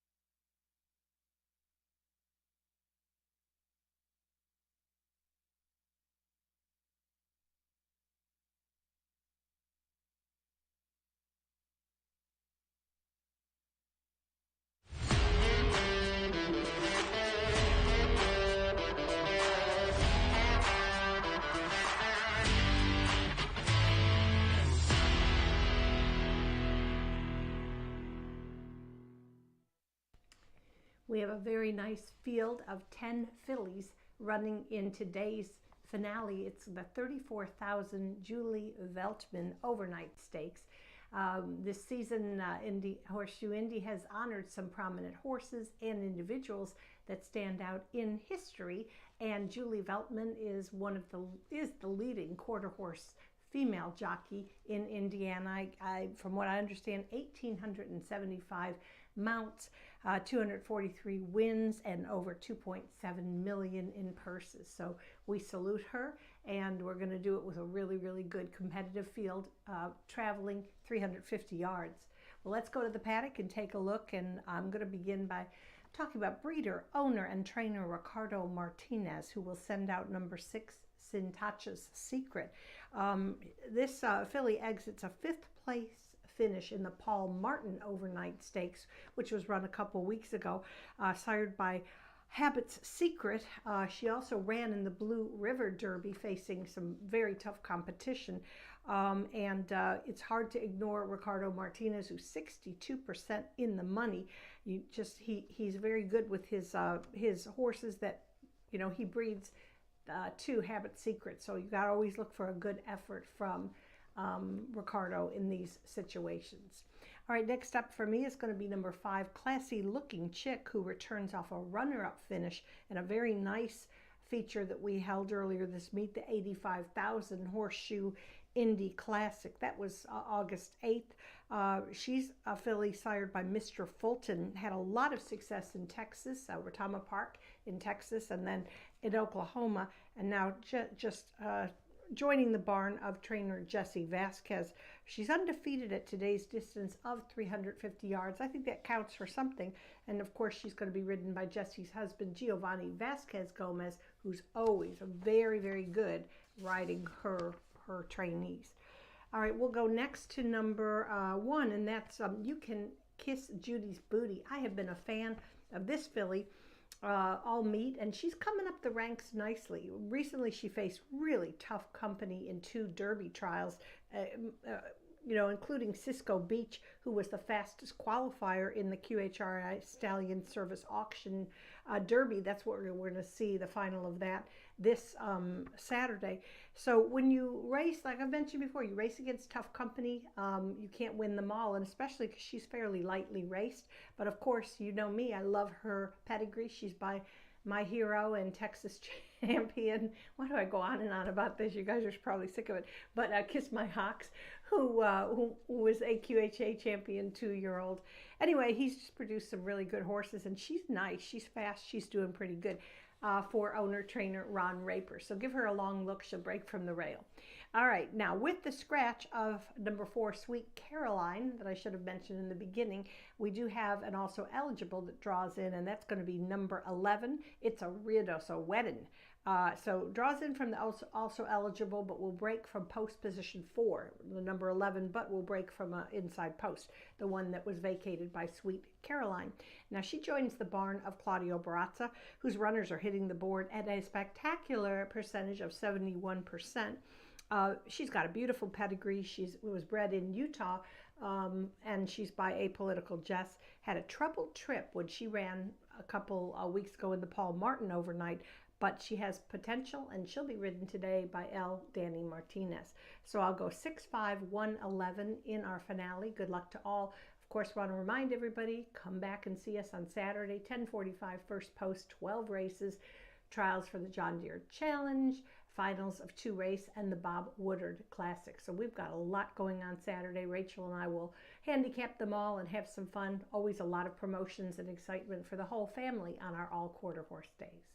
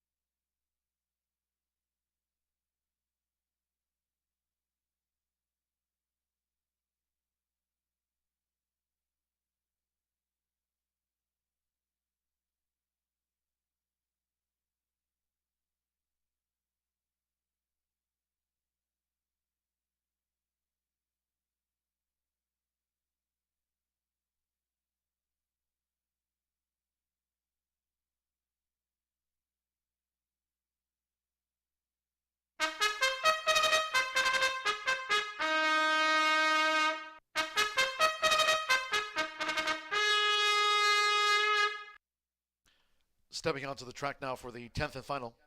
Closing the card with the Julie Veltman overnight stakes at 350 yards. Scratch the 4, Sweet Caroline. 11, it's a Rio Dosa Wet and draws in. The jockey Danny Martinez and breaks from post 4. 3, Famous Lollipop, the jockey there, Juan Marquez. So here they are for the Julie Veltman overnight stakes. 1, You Can Kiss Judy's Booty. Eric Espreda rides for Ron Raper. 2, AP Tempting Sicaria with Francisco Quintero. Trained, owned, and bred by Oscar Preciado. 3, Famous Lollipop with Juan Marquez riding for Hector J. Sanchez. Trains for Chester Knight. Scratch 4, 5, Classy Looking Chick. Giovanni Vasquez Gomez riding for Jesse Vasquez and Daryl Murray. 6, Santacha's Secret with Martin Muniz riding for Ricardo Martinez. 7 is BP Southern Jesse with Edgar Diaz from the Claudio Barraza barn. Trains this filly for Alejandro Fuentes Garcia.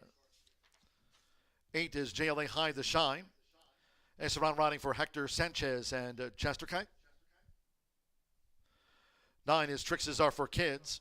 Rolanda Pena getting the call again from Tim Eggleston. Rides for Brian Langworthy. 10 is Immediate with Diego Bocanegra. Trained here. Immediate by Natasha Perez in the Julie Veltman overnight stakes. The colors Mark and Rosemary Gorney. And drawing in 11, it's a Rio Dosa Wedding with Danny Martinez. Breaking from post 4 for Claudio Barraza and donor Francisco Javier Rodriguez. It's a Rio Dosa Wedding. Breaks from post 4. Overweights, 2 AP Tempting Sicaria, 3 over. 5 Classy Looking Chick, 5 over. 6 Santacha's Secret, 3 over. The 8 JLA High to Shine, 3 over. 9 Trixes Are for Kids, 5 over. 10 Immediate, 3 over. 11 It's a Rio Dosa Wedding, 5 extra pounds. Exacta Trifecta Superfecta, the 10-cent quarter horse Pentafecta. Today's finale, named in honor of Julie Veltman, Indiana's all-time leading female quarter horse jockey. Julie won 71 races here at Horseshoe Indianapolis with all-time career earnings over $1.1 million, both records for a female quarter horse jockey. And again, her daughter Natasha Perez runs here Immediate in the Julie Veltman overnight stakes. And nearing post time.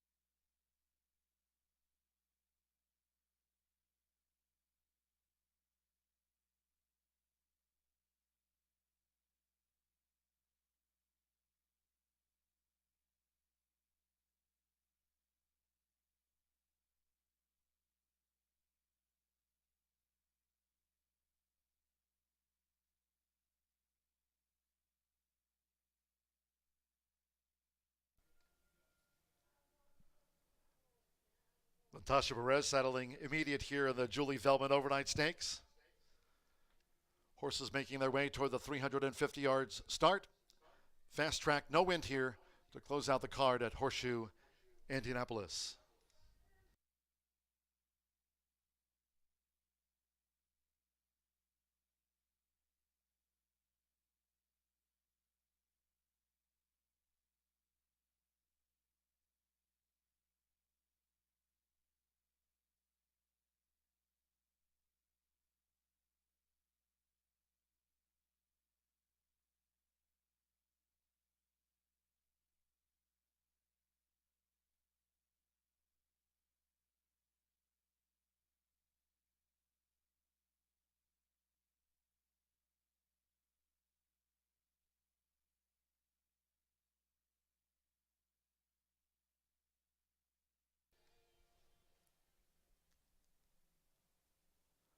The horses have reached the starting gate.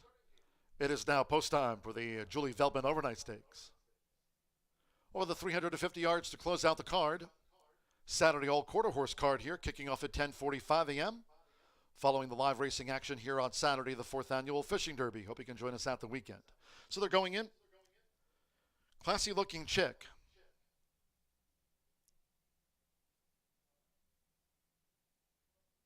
AP Tempting Sicaria uses a flipping holder. You Can Kiss Judy's Booty has the rail draw.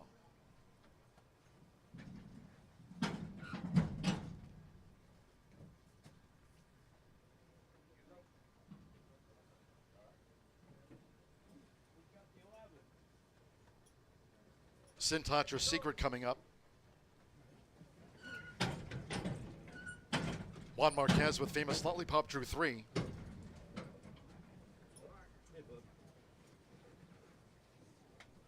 With Danny Martinez, It's a Rio Doso Weddin drew in.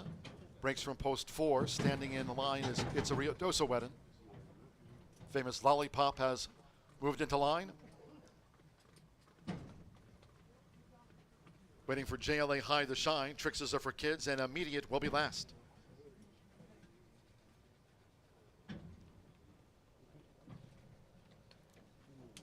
Classy looking chick, 2-1, the final favorite.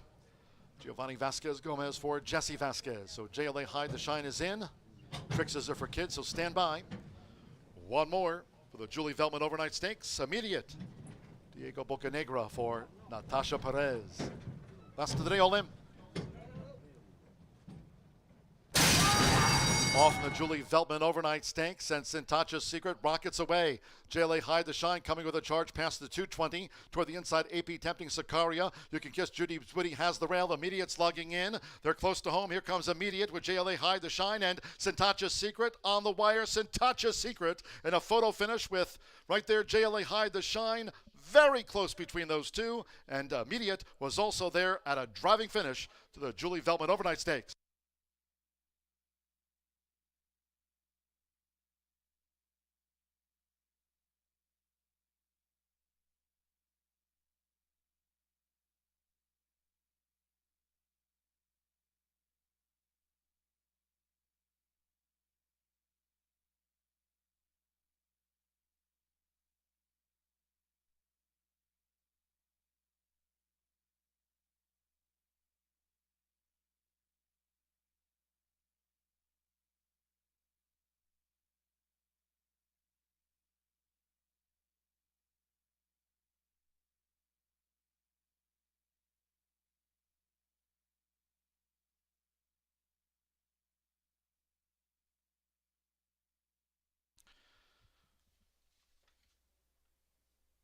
Photos after the running of the Julie Veltman Overnight Stakes.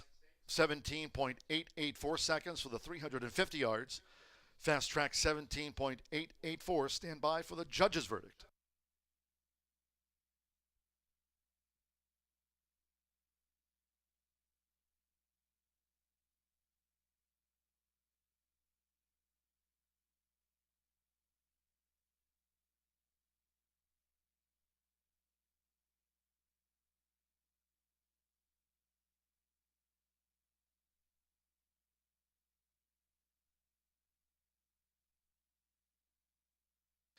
Results are in after the Julie Veltman Overnight Stakes. 8-6. Nose between them. 10 Immediate third. 9 in the 5 ran fifth. 8 JLA High the Shine first. Number 6 Sintacha's Secret second. 10 Immediate third. 9 Trixes are for kids fourth.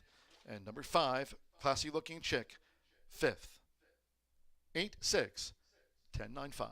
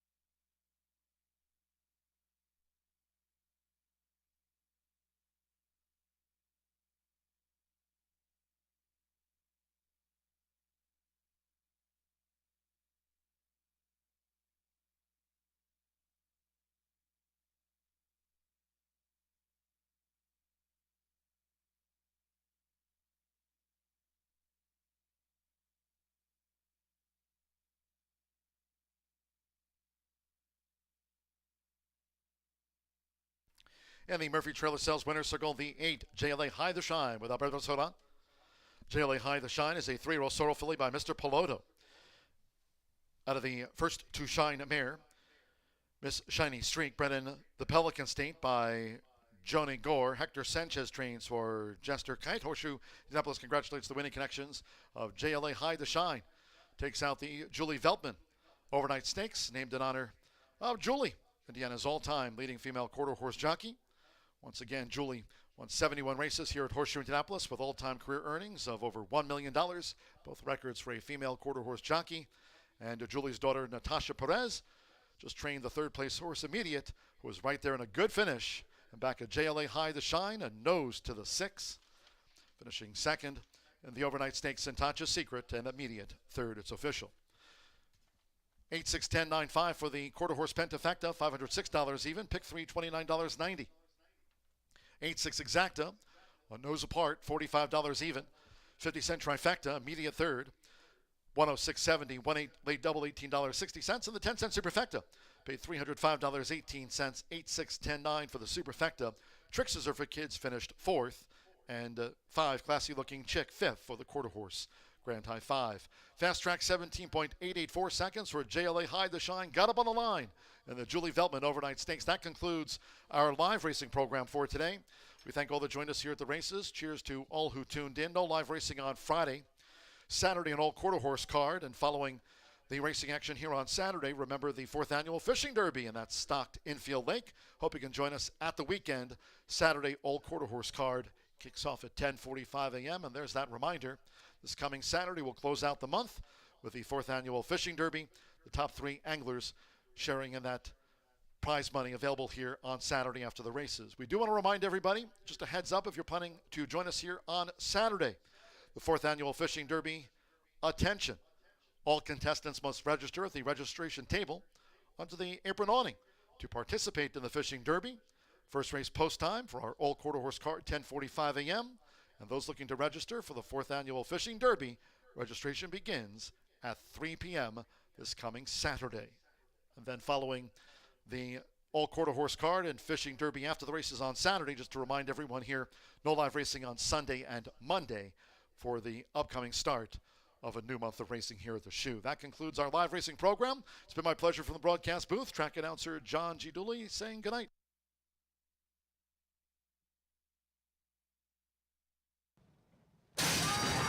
Off in the Julie Veltman Overnight Stakes, and Santacha's Secret rockets away. JLA High the Shine coming with a charge past the 220 toward the inside. AP tempting Sicaria. You Can Kiss Judy Twitty has the rail. Immediate slugging in. They're close to home. Here comes Immediate with JLA High the Shine and Santacha's Secret on the wire. Santacha's Secret in a photo finish with right there JLA High the Shine. Very close between